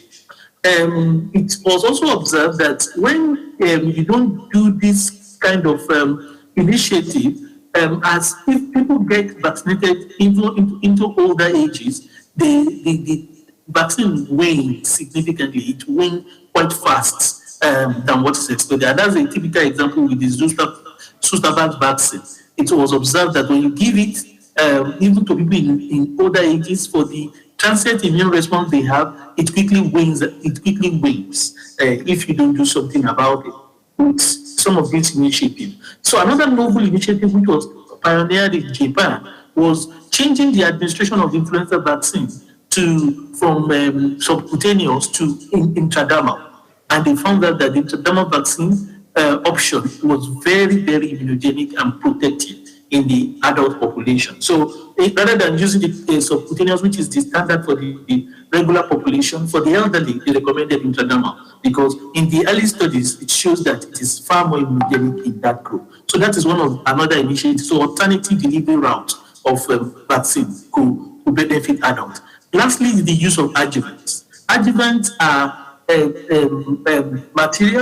are content of vaccines that help to enhance the robustness of the immune response. So it helps to develop a very strong, broader, and long-lasting immune response.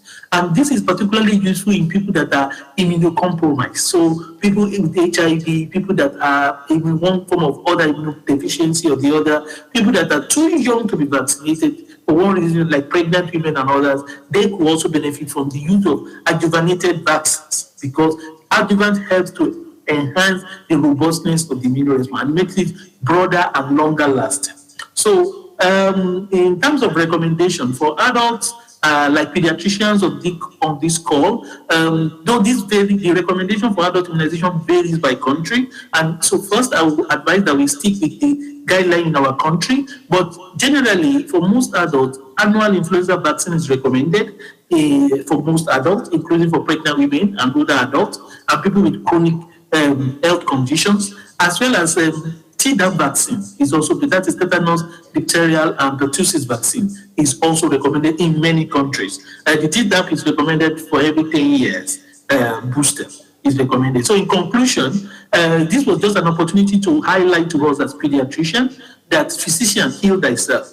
As you look after these children, consider that you are also aging, and you will also benefit from vaccine as it helps to protect you against vaccine-preventable diseases.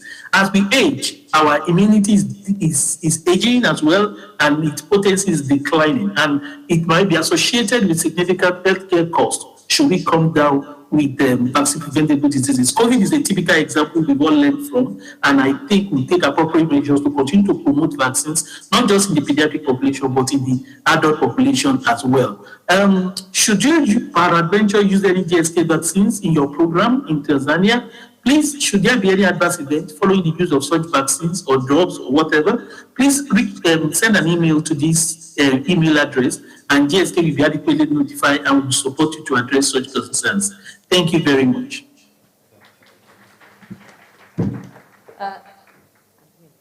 Thank you. Hello. Thank you very much, Dr. Temitayo, for that well-elaborated presentation. Please be still online. We'll go to our second presenter. Dr. Sanji, are you there?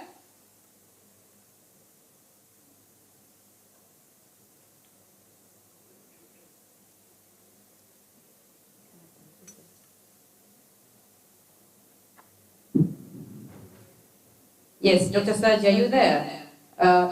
Hello. Yeah. So can you share the screen, please? Do you want us to share? We thought you can share your presentation and you can start. You have 15 minutes of presenting. Who is sharing the screen, please? You can share the screen.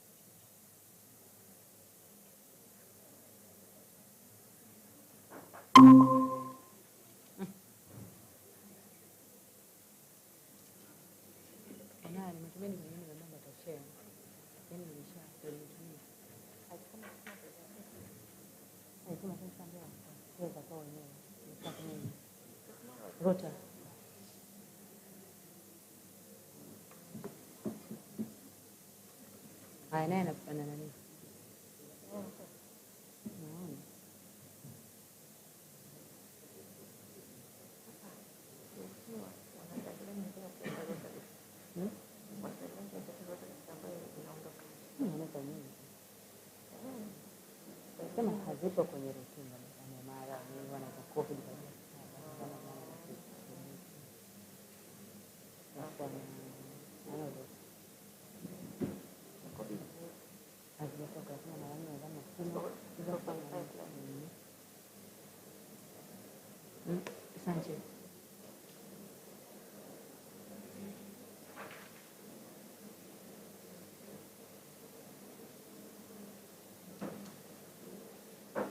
anaomba tu share screen.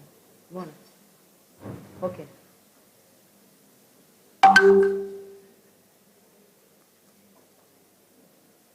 So now your presentation.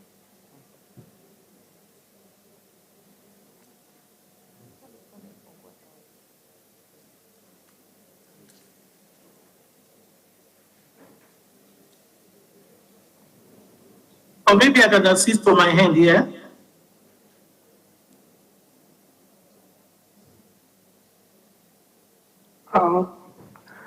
Sorry, apologies. I am unable to upload the presentation. Can you share the screen from your end, please? Okay. Dr. Isabella, can I assist from my hand here?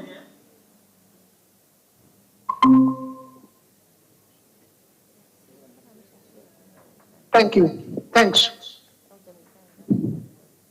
Unatoka nani Sabi? Nadhani Temichayo anataka kumsaidia kushare. Acha kushare.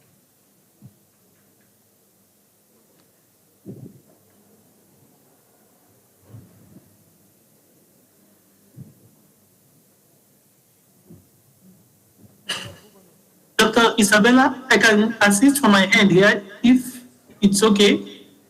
Okay, let us stop sharing and then Dr. Temitayo can help us and share. Okay. Nani, mwache Temichayo. You may not have the right version, Temi. Oh, here's another version. So the one that we have is not the same. Okay.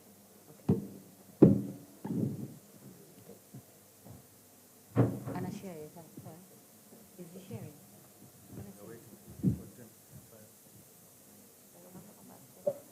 Dr. Temitayo, can you share the screen? Yes, I'm sharing now. Okay, thank you. Dr. Sanjay, can you see your presentation? Yeah. Okay, thank you. Can you start? Yeah. Thanks for those couple of minutes lost. I'll try to catch up or cover it in my presentations. Very good evening from India. So basically the focus will be on the rotavirus disease and the vaccine impact and effectiveness, a vaccine which has been introduced in many of the countries, and yet there are a couple of countries which still to go. The whole idea is to be keep updated on the vaccines which are being used in the countries and which are the potentials to introduce in the future. Next slide, please. Just go fast. So these are a couple of pillars I will be presenting on. Go ahead. Yeah, so first let's understand the disease first. These are the three components. Let's understand the virus. Virus is having basically double DNA, double RNA virus, and on the surface there are two proteins based on which the classification happens. So the strains are classified based on the VP7 and VP4, which is basically nothing but the PNG. Based on the combination of these, the strains get classified, and based on which we will be able to understand the strain, which kind of a strains are circulating. That's important from the surveillance perspective. The transmission is fecal-oral transmissions. That's easy to understand, but again, the most important point to be remembering is that it's a very highly infectious disease. So even as small as 10 viral particles, usually the stool contains millions of particles, but even 10 viral particles will be able to infect a child and initiate a chain of events to clot. Now, I'll couple of minutes on this particular slide to understand the mechanism of it. What happens is rotavirus infects the mature enterocytes where the virions during their multiplication releases the virions, which because during the multiplication there is a release of enterotoxin, which is nothing but non-structural protein 4.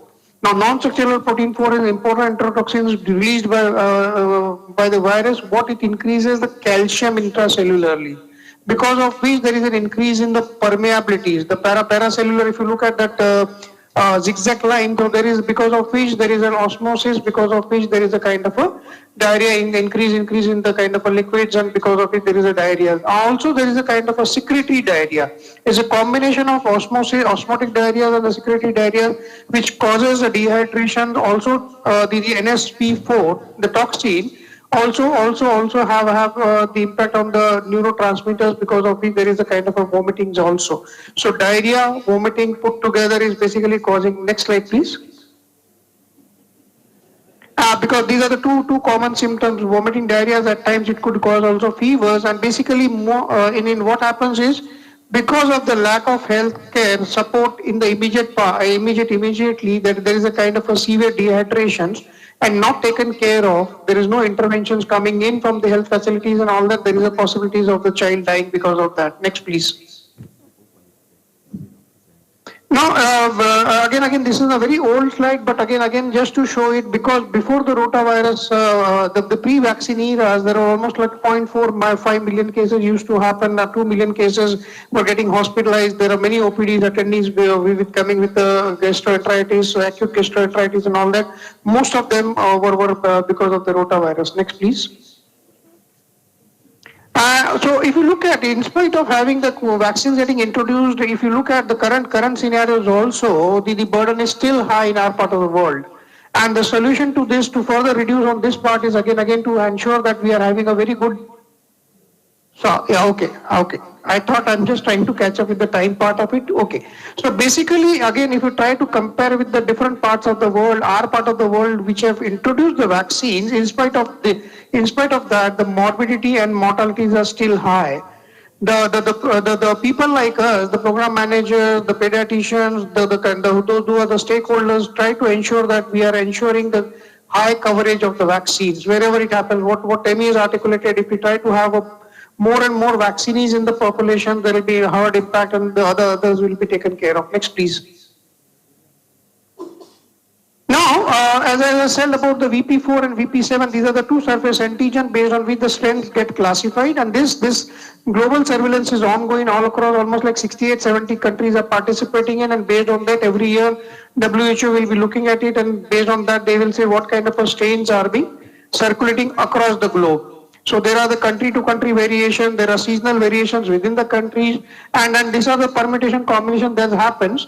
The important point to note is whatever the vaccines we are trying to use, try to ensure that it has a broad spectrum coverage so that it takes care of whatever the strains comes in the circulation in our part of the world will be taken care by the vaccines. Next one.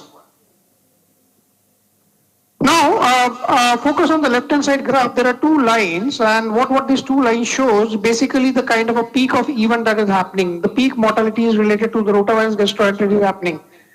Now, the vertical line is basically the number of rotavirus deaths, and horizontal line is basically age in months.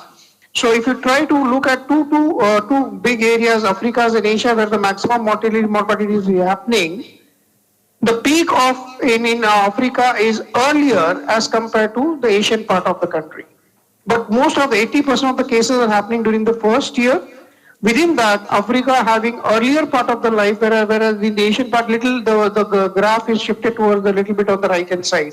The point here is, as soon as we try to complete the vaccination, that will be taking care, at least in the African region, if we try to look at it, earlier vaccination completion will be more important because every first infection is the most dreadful. We'll look at that slide later on. Next, please. So basically, there is no treatment available. Unlike to get controlled by the sanitation, the only intervention that remains with us is basically the vaccine, which is being recommended by the international bodies like WHO, PAO. Next, please. Now, let's have a little bit of it. Now, I'll not go in the details part of it in terms of the rotavirus infections triggers innate and adaptive immune responses. However, the T cell response is little lower scale as compared to the antibody response that is being happening. And this is not happening because of the vaccine. It also happens with the national infections per se. Next, please. Now, this is an important slide to understand in the sense that rotavirus infection, the first infection, whenever it usually happens, start at the early age of life. So over a period of time, the infection goes lower down. But the first infection is the most dreadful. Now, what does that mean? The severity is very high. So what we want to ensure that the first infection of rotavirus is not happening in a child. How it can happen? It can happen by mimicking a kind of a natural infection by giving a vaccine. So vaccines creates a kind of a similar environment, but it's more of a control virus, which is causing an infection, and that becomes the first one, which is not causing the severity, and that is where we are taking care of. Usually the second infection or the third infection and the fourth infection, that will continue to happen, but the severity will be on the lower scale, and that is where we will be reducing the mortalities and the morbidity. Next one. So coming to the three different mechanisms in which the rotavirus vaccines are getting designed and developed. Basically, one is basically coming from the human strain. The second one is basically coming from a neonatal strain, and the third one is basically a combination of both the animal and animal strains and the human strain. So whatever is the mechanisms, the outcome or the expected outcome of the vaccines, each of these vaccines is to prevent moderate to severe diarrhea. Now, please note, the vaccine does not prevent mild form of rotavirus infection. Sometimes the people will come, sometimes some stakeholders will be asking a question. In spite of giving a vaccine, stools are getting turned to be a rotavirus positive. There is a case of diarrhea, tested for rotavirus, and it turned out to be positive. If it is a mild form of diarrhea, is acceptable. What it prevents is basically the moderate and the severe form of the disease, for which we require hospitalizations, for which there is a possibilities, if nothing has been taken care of, the child may succumb to that particular infection as such. Next, please. Yeah, so again, this is the kind of a picture overall. The many countries have introduced, but yes, there are a couple of more countries that still need to be introducing the vaccines per se. Go ahead. Next one. Now, just couple of glimpses in terms of because I'm coming from a company, so it's not about trying to ensure that I'm speaking on the rota. I have more information related to this particular vaccine. So every vaccine has to go through a development. The Rotarix, which is a vaccine designed by GSK, it has gone through a development process. A very cumbersome, very kind of a strong pipeline that has been a strong clinical development timescale that has been shown from 2004 onwards to 2022, with almost like evaluated in more than 1 million children, 30 countries across, with all the 3 phases and even the 4K phase 3 studies across the globe. Just to ensure that each and every vaccine goes through a very strenuous kind of a clinical development, so that we are ensuring the best of the vaccines comes to the population as such. Next, please.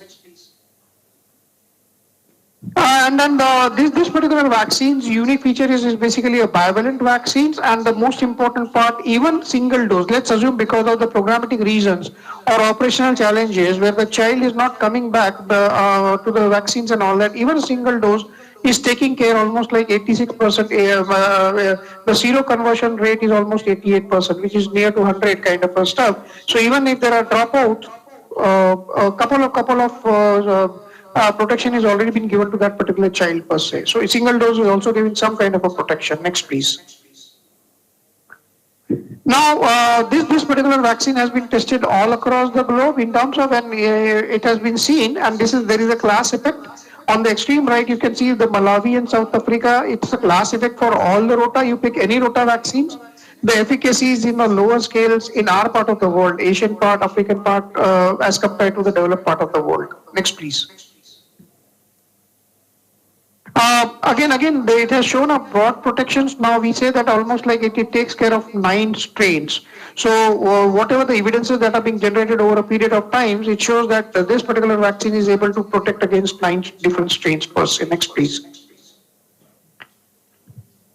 And in terms of its immunogenicity and safety is stable in a preterm infant. Next, please. Again, in using the special population, it's shown to be kind of comparative to the other groups, and all that is shown to be quite good result in terms of the comparisons in terms of placebos and the other including the malnourished and the well-nourished kind of kids as such. Go ahead, please. Now coming to the safeties. Now safeties and all that, again there are a couple of slides which I'll just ensure that you take any vaccine, any rotavirus vaccines. From the safety perspective, there is a marginal increase in the case of intussusceptions. Now, and that happens usually with the first dose, and that's the reasons whenever you are giving the first dose of a rotavirus vaccine to any child, please ensure that you are educating the parents in the sense that if there are some kind of a symptoms, specifically abdominal discomfort or the bloods in the stools, they should bring the child immediately to the health centers. It can be taken very well, and there is a marginal risk. So the risk is marginal increase, but however, if you look at the benefits are much higher as compared to the risk, and that's the reason the technical bodies and all across the globe, the recommendation for the rotavirus vaccines continues. Next, please. This was I was referring to, and that needs to be noted. Otherwise, other side effects are not to be much worried on. Next, please. Now, this is again classical slide from the programmatic perspective, and let's assume we have not introduced the vaccines anywhere in the world. Even then, the intussusception cases will occur. Historically, and these intussusception cases are variable. country to country variations are there. Now this graph is need to be understood well. If you try to look at the peak of intussusception cases are happening between 4 to 7 months. Now what it means, you give the vaccine, you don't give the vaccine, intussusception cases will happen. What we can do as an program managers or as a stakeholders, what we can do, try to ensure that the vaccine schedule is getting completed as early as possible in the life, so they are not in increased risk of intussusception, which is naturally happening in the environment as such.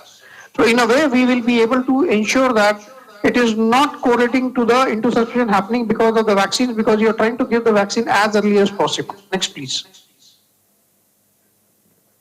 Next, please. Again, no animations. Just in countries where rotavirus vaccination has been introduced, they have reduced grossly in terms of the hospitalization have greatly reduced. And again, you look at the Malawi, South Africa, Kenya, and all that. The reductions happened between almost like 54 to 67%. Next, please. Again, if you look at the high-risk infants about low birth weights or the very low birth, real-world evidence shows that this is also showing in kind of a, again, it's, as Temi has articulated in terms of there are factors based on which the immune response is lower down. In spite of that, they have shown a kind of a good results happening, good outcome coming in such kind of a cases also. Next, please. Next, please. Go ahead. Yeah, now this is a slide, basically again, the previous one. This is a slide which shows a broad spectrum protection. Now this comes with the evidence. So whichever vaccines, there will be always some kind of an evidence added over a period of time. Some vaccines are getting entering into the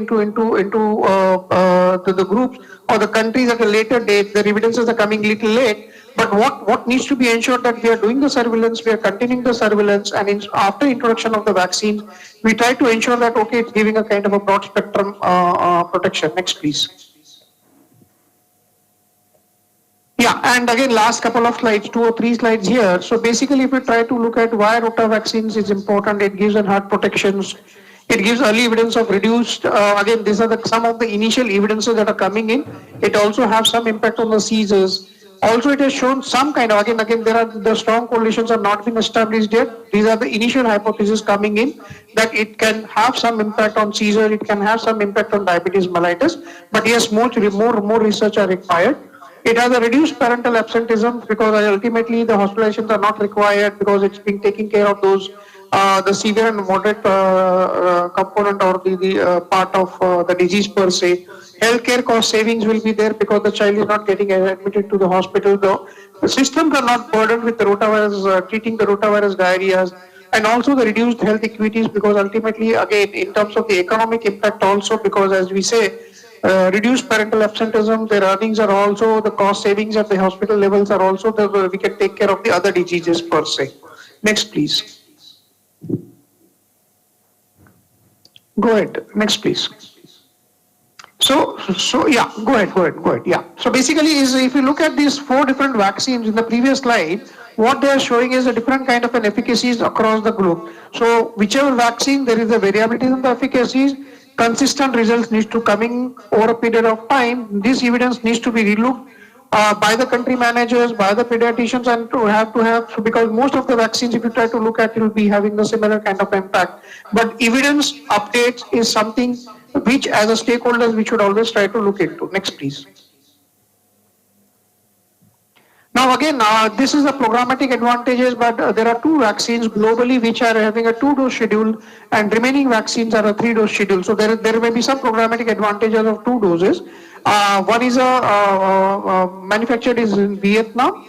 That is a 2-dose schedule, but is for the local populations and also, and the another one is this Rotarix, which is again for a 2-dose schedules as compared to the other ones. Next, please.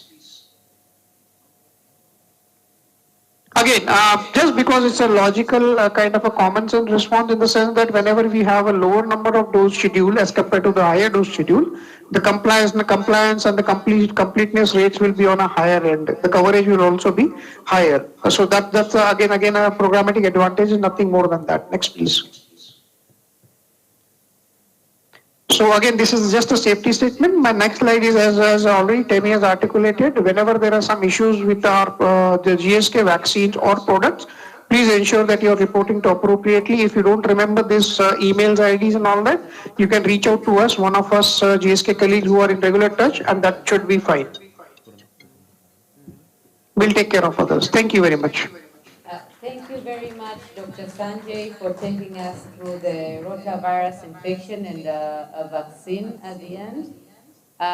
Please stay online. We will have questions. We will have a Q&A session after a few minutes. I welcome Jedida to come and talk to us about the vaccine confidence. Jedida, you have less than 15 minutes, unfortunately. But Dr. Isabella is done. Yes. You are muted, ma'am. Dr. Isabella. Okay. Dr. Temitayo, sorry, and that was not Isabella. Sorry, please. Thank you very much, Sanjay. We'll have another 10 minutes with Jedida who will take us through vaccine confidence. Please, both of you stay online so that we'll have a Q&A session after the two sessions. Thank you.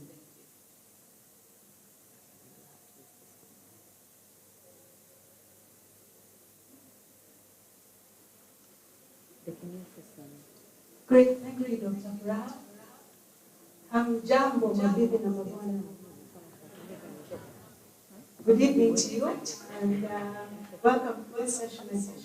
I'll try and keep it brief. I agree that we're getting to the end of these sessions, so I'll try and move a bit fast. So we're moving away from the science end of things into a more behavioral, part of immunization and vaccination. So basically, this is going to be the flow of presentation, looking at vaccines and acceptance, and delving a bit into the importance of the healthcare professional role as far as communication is concerned, whether you're dealing with patients or rather your patients' parents and guardians. A bit of look about the hesitant parent and what really goes on in their mind, and just a bit on the question going as we interact. So vaccines and acceptance, I'll get right into it. I think, sorry, mic change. So, this one? And then, okay. I think I prefer this one.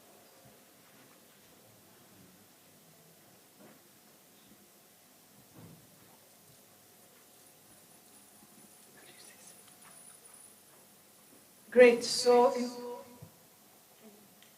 in terms of ideal clinical profile, sorry, we're having tech issues.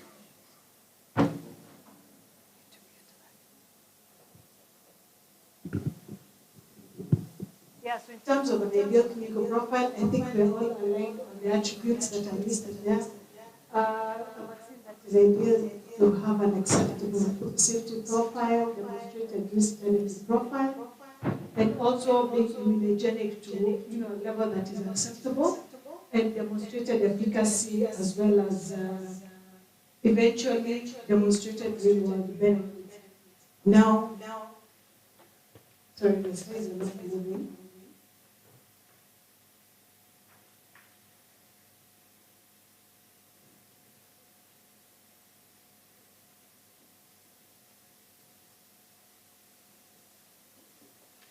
Great. So as far as selecting a vaccine for a program, I think it usually just boils down to a very simple decision in as far as weighing a scale of basically evidence of vaccination, the benefits, and also just balancing and considering about the adverse event profile.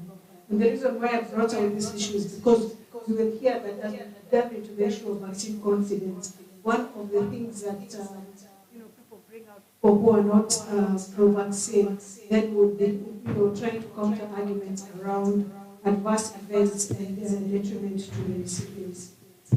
So basically, I'm sorry, so basically this is just a case study, it's just looking at data. So now it goes down to the bottom row where this is data from a national health system database where the countries looked at the incidence of say, rotavirus disease in children before they initiated the rotavirus vaccination, what kind of things we observed, how many hospitalizations, mortalities, and then the outcomes after they were able to implement the program. And they looked at, say, the prevention of hospitalizations in children or deaths compared to, say, for example, one adverse event that's associated with vaccine. So if you go straight down to the bottom row, when you look at Australia, you look at previously, before the program, they were having about 10,000 children being hospitalized annually, and you can see that the cases that were prevented after vaccination was 7,000. So we are saying more than 70% decline.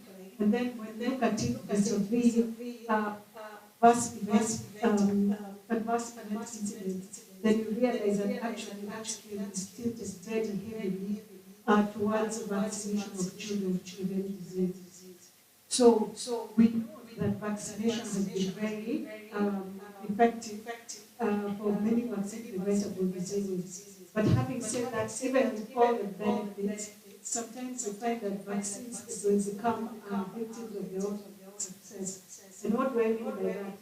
So as some vaccines were introduced into the program and disease burden started to really go down, decline, and actually plummet, then you find that then the things that are top of mind for people on the ground changes from fear of. And now, because they don't see the disease anymore, they don't have to contend with it, now they start questioning, okay, do we need these vaccines? We're not seeing the disease. Are the vaccines good for our thing? Simply because the memory of the disease has receded in their mind. So even as we continue to ensure that these safe and effective vaccines are being administered, it's also important as healthcare providers to ensure not to become complacent in terms of conversations and guarding against the health of those diseases. Now, this slide is a very interesting one, and information that was gathered from an online focus group. Basically, there are a lot of studies that were done to try, and this was a Dutch study, trying to understand the mindset of a guardian/parent when they think about the vaccine. And you can see the spectrum is quite wide, moving from suspicious of vaccines. So others who think, okay, maybe we should have vaccines, but not too many. Or for those who think, well, they're important, but why aren't people? And going all the way to the right where you have people who think, I think vaccines are a great idea and let's do this. And these are advocates, and I hope what I'm looking at right now as I deliver this presentation.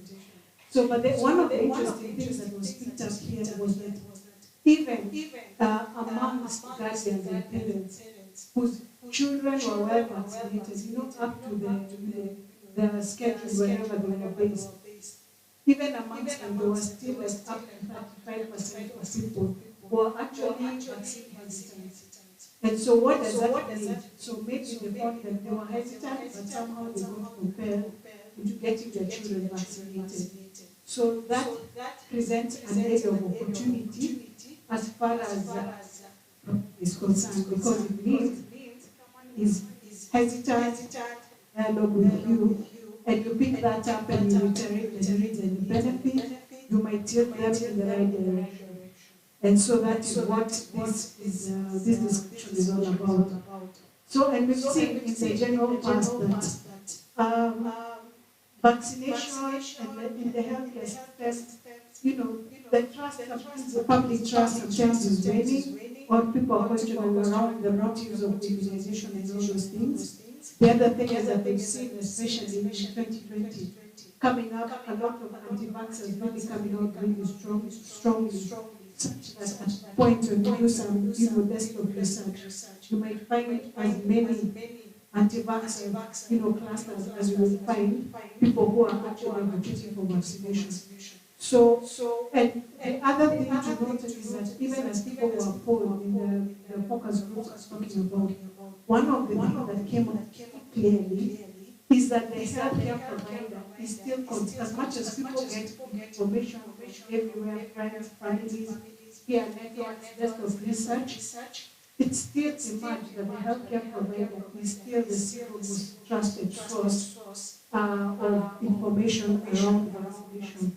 So when you encounter someone who is being hesitant or who has some reservation, then I think the onus is upon you at that time to really reiterate the benefits. So I think this slide just talks about what I've talked about potential, the role of the healthcare providers. So let's shift gears a bit and just look at hesitant parent. So the vaccine hesitancy is defined on the table, and it's basically the type of refusal of vaccines. Sorry, mic change. So this is basically when someone is delaying or they are refusing to have vaccination in spite of it being available. So I think one thing when you're encountering such people, the thing you need to think about is, one, remember this parent actually wants the best for their child. So, their motives are not bad. So which means that when you're communicating with them, you need to remember that they're coming from a good place. They may just be misinformed, misconceptions, and those are the things that need to be addressed. So basically, I think the important here is the basic communication principles in terms of the things to think about. So in order to be able to have communication rather than talking, telling one way, which is usually not very effective, I think there are some principles that have been listed here. For example, being able to listen to the parents' concerns and acknowledge them in a way that's non-confrontation. I'm sure during the pandemic and when people were being advised to get, immunized, you got into a lot of conversations, and depending on the should I say the attitude or how you go into conversation, it has a lot of bearing in whether someone will listen to you or not. The other thing is to promote partnerships in the decision making with the parents, and I'll talk about a little bit about that later. And basically being able to discuss the benefits of the vaccines and the possibility of adverse events. So, and another strategy being highlighted here is that it may be more beneficial to actually be talking about how the vaccine benefits the child, how many lives are saved, rather than harping on the negative information around, the deaths or whatever it is that would come from not vaccinating. And then we all know that attitudes towards vaccinations, the beliefs and all that, are the ones that actually contribute to the end game, which is the coverage. So the other thing here is to assume that the parents will take your recommendation. So what do I mean by this? So based on a study that I'll just highlight a bit later, it showed that, and this was observational, these were video recordings that were done of interaction between parents and their healthcare givers, the discussions in the clinic, and the idea was to test two techniques. So one technique is where you're very, prescriptive, like, okay, today this is what we're going to do, these are the shots we're going to offer the baby. Rather than saying, oh, we have XYZ vaccine for a certain disease, what do you think about it? So when you're presumptuous, you talk to the parent in a way suggesting that, look, this is what we're going to do. And actually here it comes, a presumptive format, which you design in a manner that presupposes that the parent will listen and that they will take your suggestion. It has been shown to actually bias the answer and influence them towards acceptance. So the conversation should look like something like, today you will receive vaccination against XYZ, or I'm going to give your child the XYZ vaccine, rather than the participatory format where it's like you give them more latitude to choose. It's like, it's a suggestion, it's not a recommendation. So I think the idea here is to actually make a recommendation and not a suggestion. And the other thing around that kind of discussion and how to format it, I think from these same observational studies, I think what came out is that when you meet a barrier and you take it on and you continue harping on the need to do that vaccination, it was seen that actually, eventually, a lot of the time, the parent will actually take up and take up the recommendation and actually have the child vaccinated. And of course, as we know, the other thing that was observed is that, when the vaccinations are given, when you have multiple vaccination at the same time, then you tend to have better results. So basically, the messages are very clear. So there's education about the vaccines.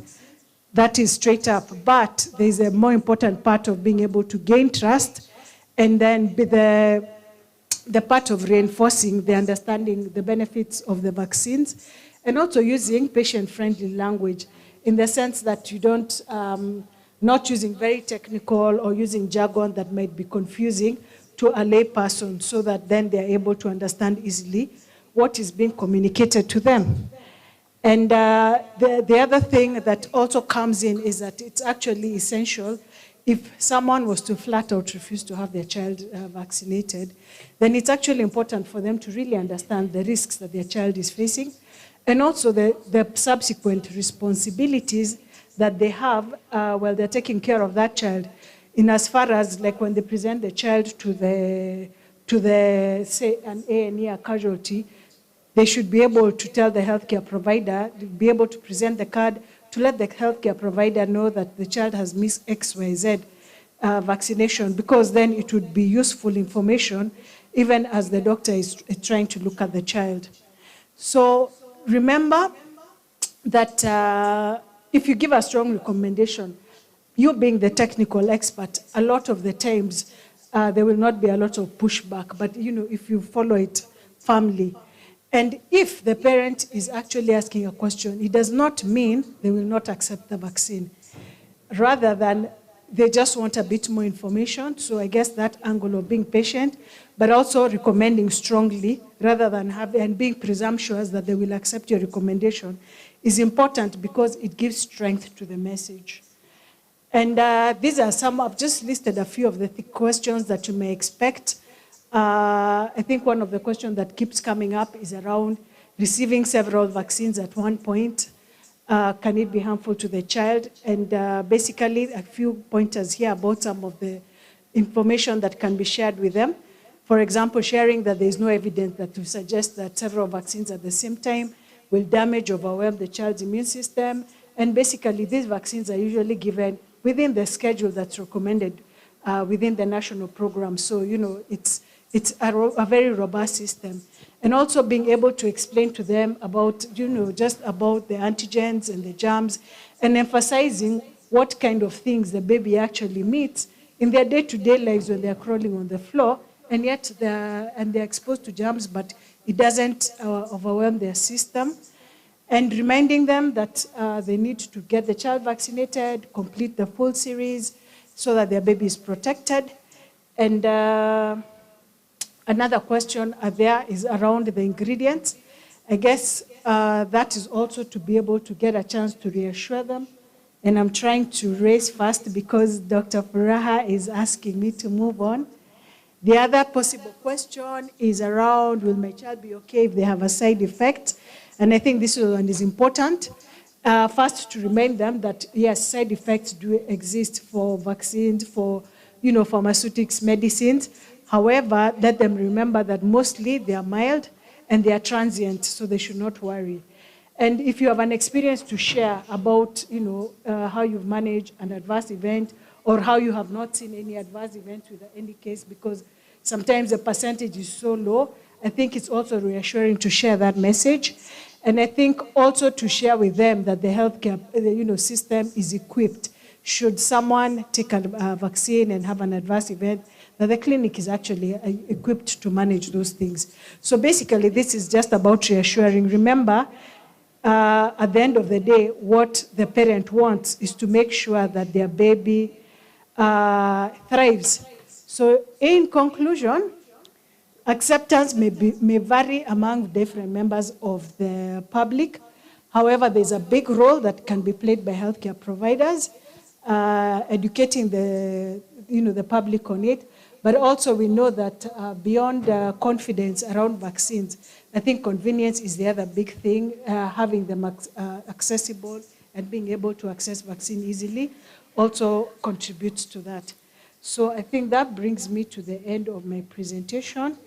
And yeah, wishing you the best as you influence for more vaccines acceptance. Thank you very much.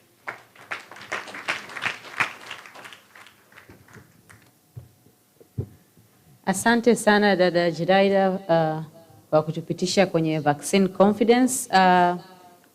So let us finish up with the fourth presenter, Dr. Omar Ngome from Ifakara Health Institute, whereby he'll take us through the results of the randomized trial on VPM 1002 benefits in terms of safety and efficacy as compared to Mycobacterium tuberculosis infection. Karibu sana, Dr. Omar. You'll have 10 minutes as well. Thank you. A very good evening to everyone.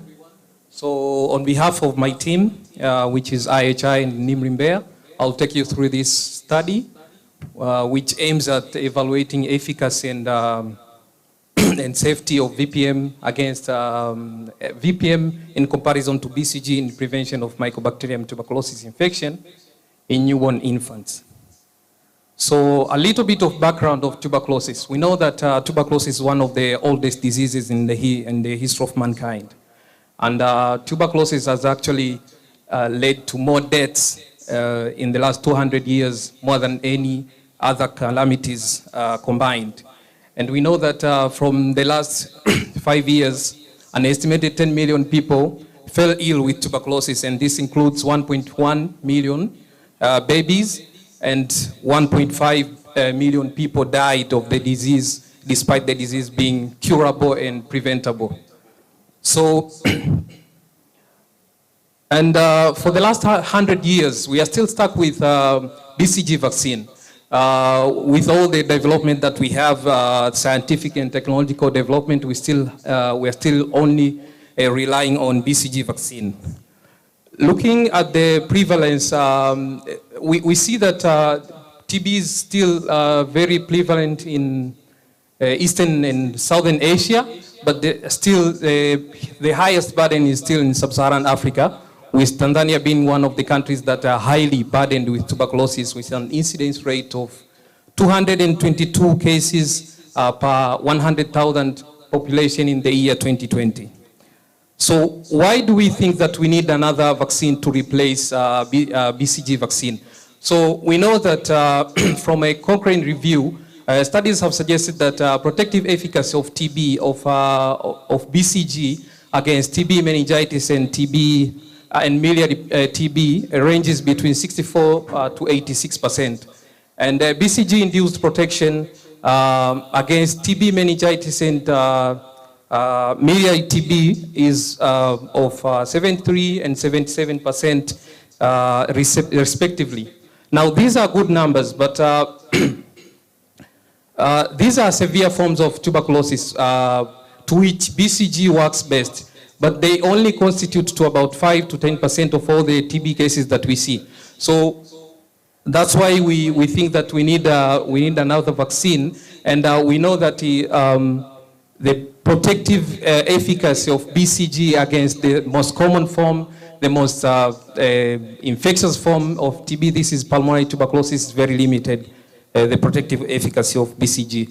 So a little bit of science behind the VPM 1002 vaccine. So we know that upon exposure of Mycobacterium tuberculosis, the first responders, the macrophages, the scavengers, will come and engulf the Mycobacterium. So for a good inflammasome activation and a good immunological response, you will need to have a lower pH, an acidic pH.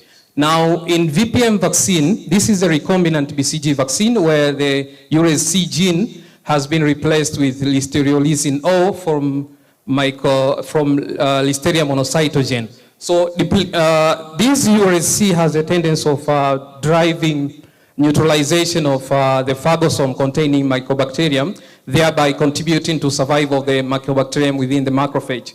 So depletion of this urease C, which is the case in VPM 1002 vaccine, will cause a rapid maturation and acidification of the phagosome containing enzyme, thereby causing these phagolysosomal pores, which will eventually allow the escape of bacterial DNA, antigen, and phagolysosomal proteases into the cytosol. And expression of these contents in the cytosol will trigger a significantly higher induction of CD4 and CD8 T cells through a major histocompatibility complex pathway 1 and 2. And we know that these CD4 and CD8 T cells plays a major role in prevention of primary tuberculosis. So in that way, we will have an increased prevention in terms of VPM 1002 as compared to suboptimal levels of CD4 and CD8 T cells, which we see in BCG protection. So the VPM vaccine, the VPM 1002, has gone through a number of trials, and the first preclinical trial, and this was the first proof of concept, which was done preclinically in mice, guinea pigs, and rabbits to evaluate the safety profile of the vaccine. Thereafter, 4 clinical trials were conducted. The first one being the phase 1A, and the phase 2 trial actually included healthy participants from Germany and South Africa, and were vaccinated with either VPM 1002 and or BCG. And then they were followed up to see the immunological response. It was seen that the immunological response was good, and the vaccine was tolerable and safe. Thereafter, it followed the phase 2A and phase 2B, and these were the first clinical trials, which included infants. And these were done in South Africa and included HIV unexposed at first, and then at second, they included HIV exposed and HIV unexposed. And these were BCG naive participants. So they were vaccinated also with either VPM 1002 and or BCG, and then followed up to see immunological response. And it was seen that this trial phase 2A and 2B, there was a good response, and it was seen that the incidence rate of quantiferon conversion to positive and abscess formation was quite lower in the arm that received VPM 1002 as compared to those who received BCG. So the primary objective of this trial is to prove that VPM 1002 is non-inferior to BCG in providing protection against MTB, and the other one is to show that vaccination with VPM 1002 is superior to BCG in providing protection against infection with Mycobacterium tuberculosis in children. So the trial size, as I mentioned earlier, this is the multi-center trial, and it is done in South Africa, Kenya, Tanzania, Uganda, and Gabon. And in Tanzania, we have 2 sites, and this is Mwananyamala, IHI, and Nimri Mbeya. And a total number of participants we were supposed to recruit were 1,500 participants. So in terms of procedures, pregnant mothers were screened in the last trimester and then followed up until delivery. And then babies were screened as well and randomized either to receive BCG or VPM, and then they will receive vaccination within 14 days after delivery, and then we'll follow up these participants with a number of follow-ups, but importantly, 6 months, after 6 months and 12 months, and again every after 6 months to do quantiferon test to determine primary TB infection. So currently, we started the trial in May 2021, and we have already included participants, and all the participants are still ongoing in the follow-ups. And quickly in the conclusions, so we are hoping that this trial will generate much needed data in terms of TB infection that we are still lacking in Tanzania and in Africa at large, but also we see that much effort is needed in containing TB transmission, because we are still seeing a lot of undiagnosed TB cases that are going around in the community. And these cases contribute much to the cases that we see in children. But also, we are hoping to have a quantiferon positive test to be included as one of the initiation criteria for tuberculosis preventive therapy, because as of now, you will need to have an index case so that you can start IPT, these tuberculosis preventive therapy to those children under 5 who were exposed to these index cases. Now, with this significant number of undiagnosed cases that are going around in the community, it's a bit unrealistic to rely on this. Rather, a quantiferon positive test will be, which is a good determinant of TB infection, will be a better option to rely on. We would like to express our sincere gratitude to our participants in PRIME study, but also the clinical research team in IHI and NIMRI Mbeya, under leadership of Dr. Francis Muimbira, Dr. Jerry, and Dr. Issa Sabi. We'd also like to express our sincere gratitude to the diagnostics team for monitoring this trial and the sponsor. And I forgot to mention, this study is sponsored by Vaccine Project Management from Germany and Serum Institute of India. And that marks the end of my presentation.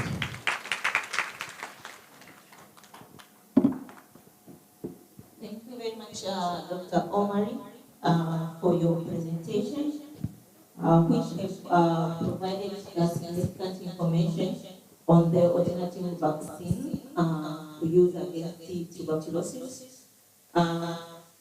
We also thank Regaida for providing us with the information with your good presentation.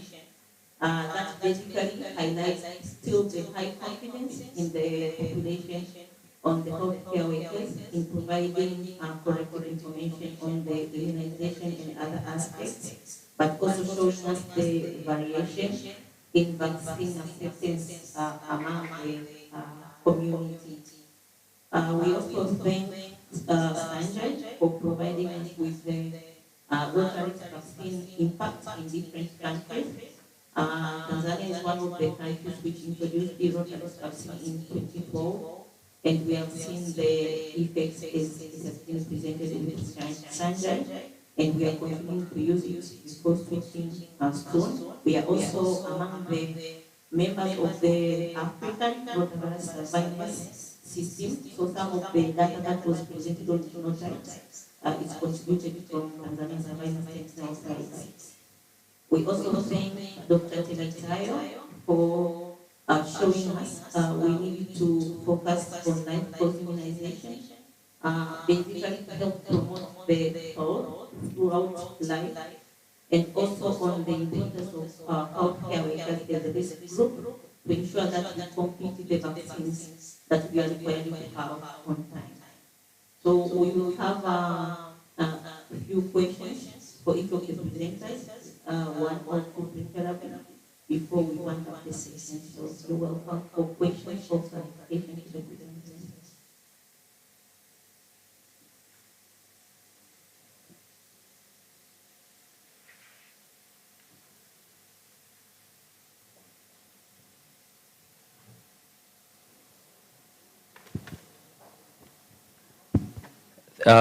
Thank you so much for the good insights regarding vaccination. My question goes to the last presenter on the trial on TB. And I was wondering what will be the end point of the trial? And also how long are you going to follow up these babies?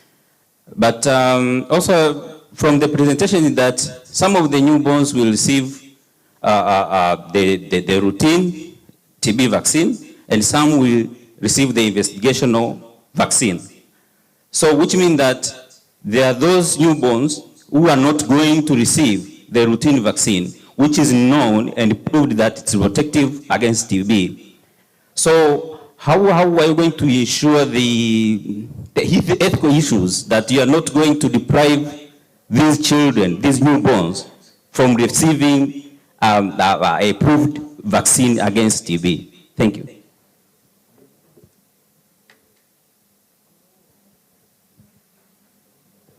Thank you, Observatory. Any other questions or clarifications? There's a hand back there.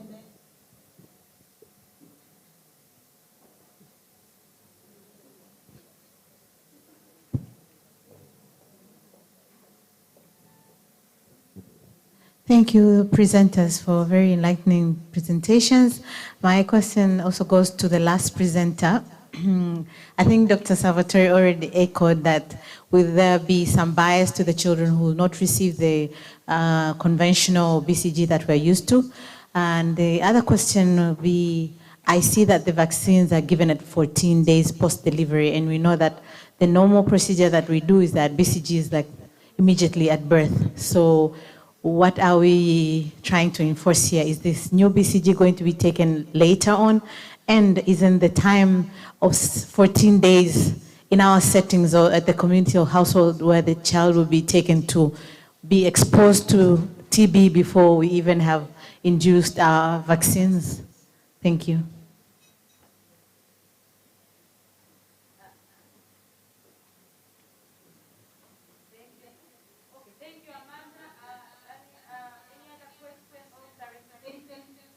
And these two questions that will be going to the whole team and not only Dr. Omar, it's Asabi and the rest of the group or the rest of the team we are here. So, yeah. Any other questions before we go to?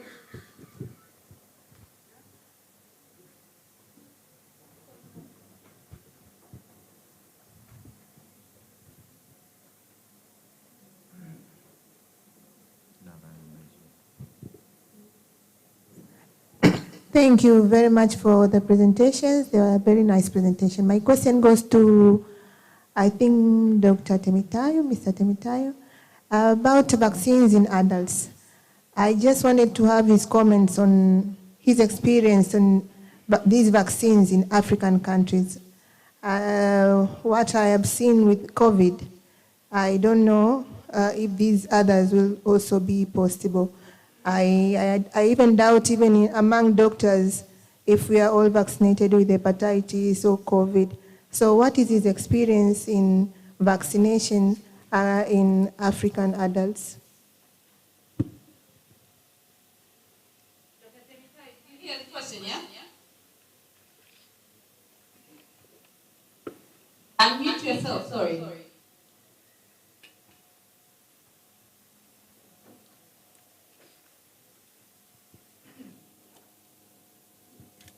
Dr. Temitayo, 1 minute, we'll come to you, 1 minute.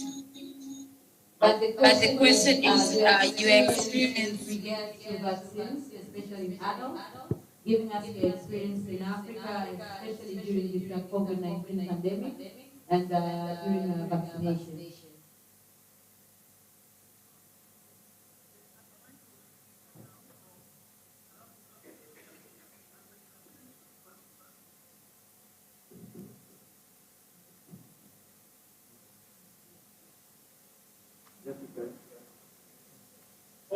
Thank you very much. And thank you very much.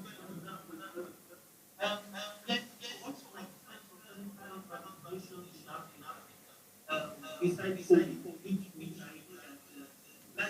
in Africa, and started that until much later when the age rate was yes, in Africa, I see that there is in Africa.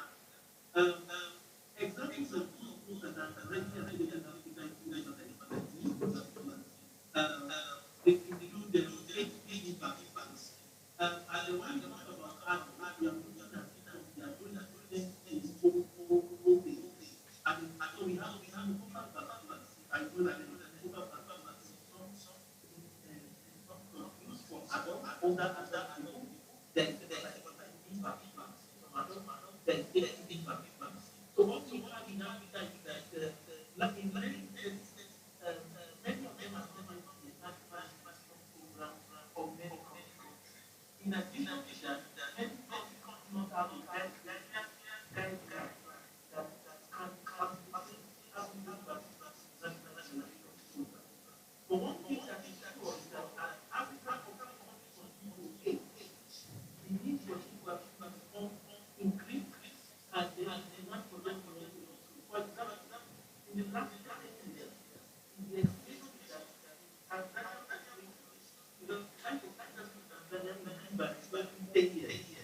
over the last day. That the current rate of pregnancy in Tanzania is about 65%. Yes. So we told you that we get about 10 years. So you need to consider that improving living conditions in another 10 years. We have studied elderly population and the need for vaccination, for example, for people to become more affordable. And they try to provide guidelines and resources to fund their vaccination. So across Africa, these vaccines are very free in many states, but there is still much to do to make them widely accessible.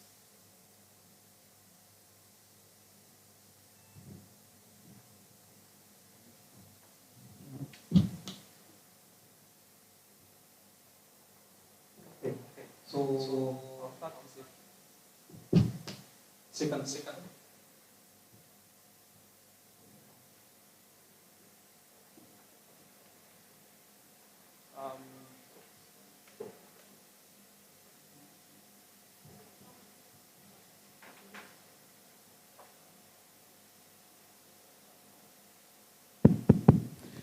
Okay, so vaccination is done within 14 days, not at day 14. So within 14 days, from day 0 to day 14.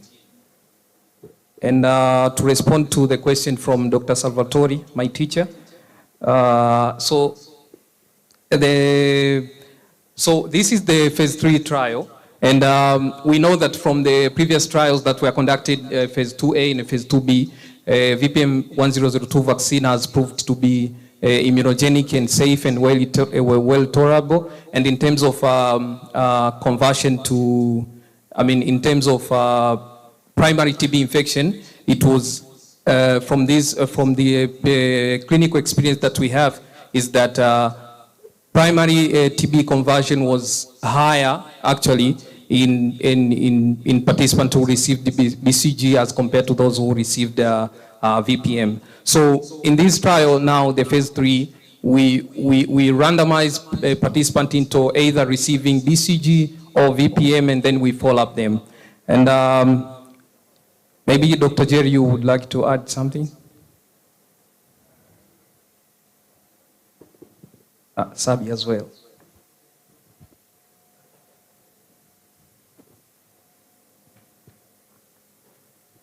Yes, so in addition, the trial consists where participants are actually being examined for or investigated for immunological response. So it's not possible that participants who are randomized in intervention arm are not, will be in a state to know that actually they received they managed to mount immunological response. So what we know already from routine practice, having a short any vaccine does not mean that someone will be immunized. I think there's a famous saying that someone may be vaccinated but they are not actually immunized. And the routine system is not in a position to run these immunological investigations to prove. And this is why sometimes immunization or campaigns have to be repeated because of several issues, cold chain breaking and whatnot. So these participants are actually in a very safe hand with it would not have been possible that the ethics bodies would allow us to put them at an increased risk. But it's something that we have to try so that we come up with a vaccine that will actually prevent primary infection. I think there was a second question regarding the primary endpoint. So we are looking at prevention of primary infection, as I said, so measure the proportion of PFT conversion between the two study arms. At the moment, it's still blinded, so there's no way that we can tell. The follow-up of the last enrolled participants will be at least 12 months. So the overall trial took like 1 year to enroll participants. So the ones who were recruited early, they will actually have a follow-up of more than 12 months. And the sponsor is doing an interim analysis because the trial is event-driven. So if you actually don't have enough cases of primary infection, it will be difficult to prove that the vaccine works. So one option after the finding of the interim analysis would be to extend the follow-up to ensure that we have enough numbers to actually test scientifically the difference between the two vaccines.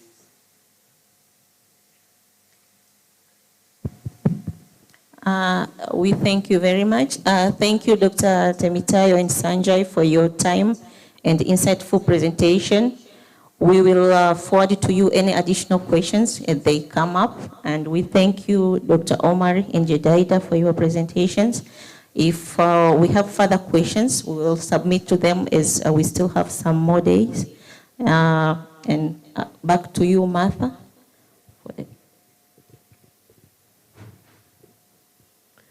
So thank you everyone for a very enlightful presentation. A round of applause to them. I will allow you to take your seats. And thank you, the team that was online as well.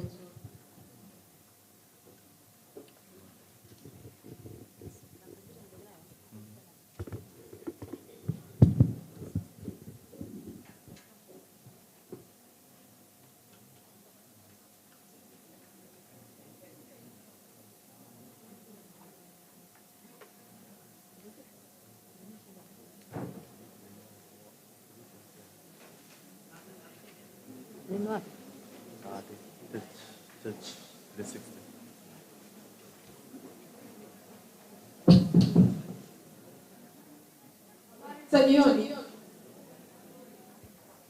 If I was to ask everybody what they've learned today, I'm sure multiple answers will come. One thing I'm excited, I might be 80 years old on all the presentations that I've gone through, but I'm actually probably have that age, because I think that with one of the presenters from immunization.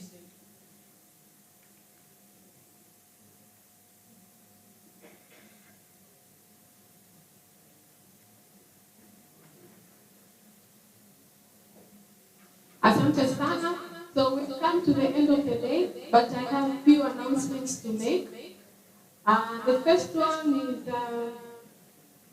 is regarding the timetable. Just a minute. You can talk to your neighbor and tell what you've learned today. Change, and we have had some improvements.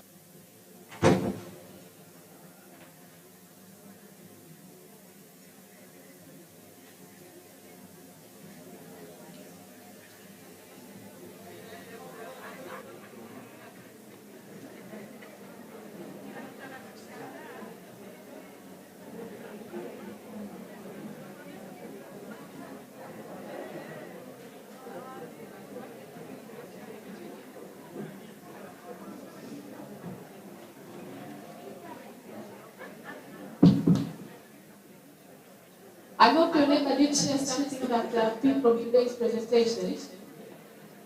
Great. So tomorrow the day is going to start at 8. That ethnographic area on our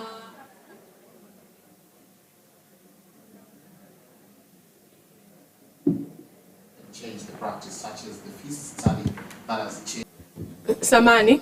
So tomorrow the day is going to start at 8. There's a typo on the abstract book, and we are going to have plenary like we have today, and we will only split into parallel sessions towards the end of the day.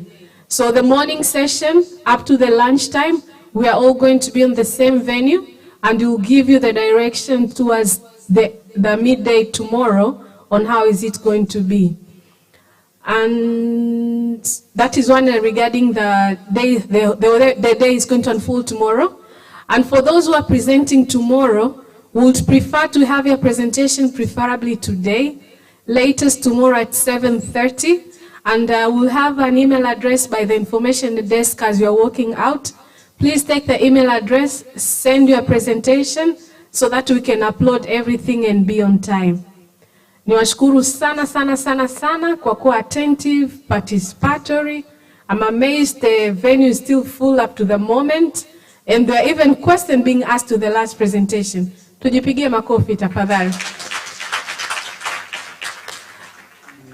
Nimeambiwa kuna watu wengine wangependa kuendelea na some few more sessions, but allow you guys to go and rest. Enjoy Zanzibar. Foro kuna husu, tukale urojo na vitu vingine. Asanteni sana.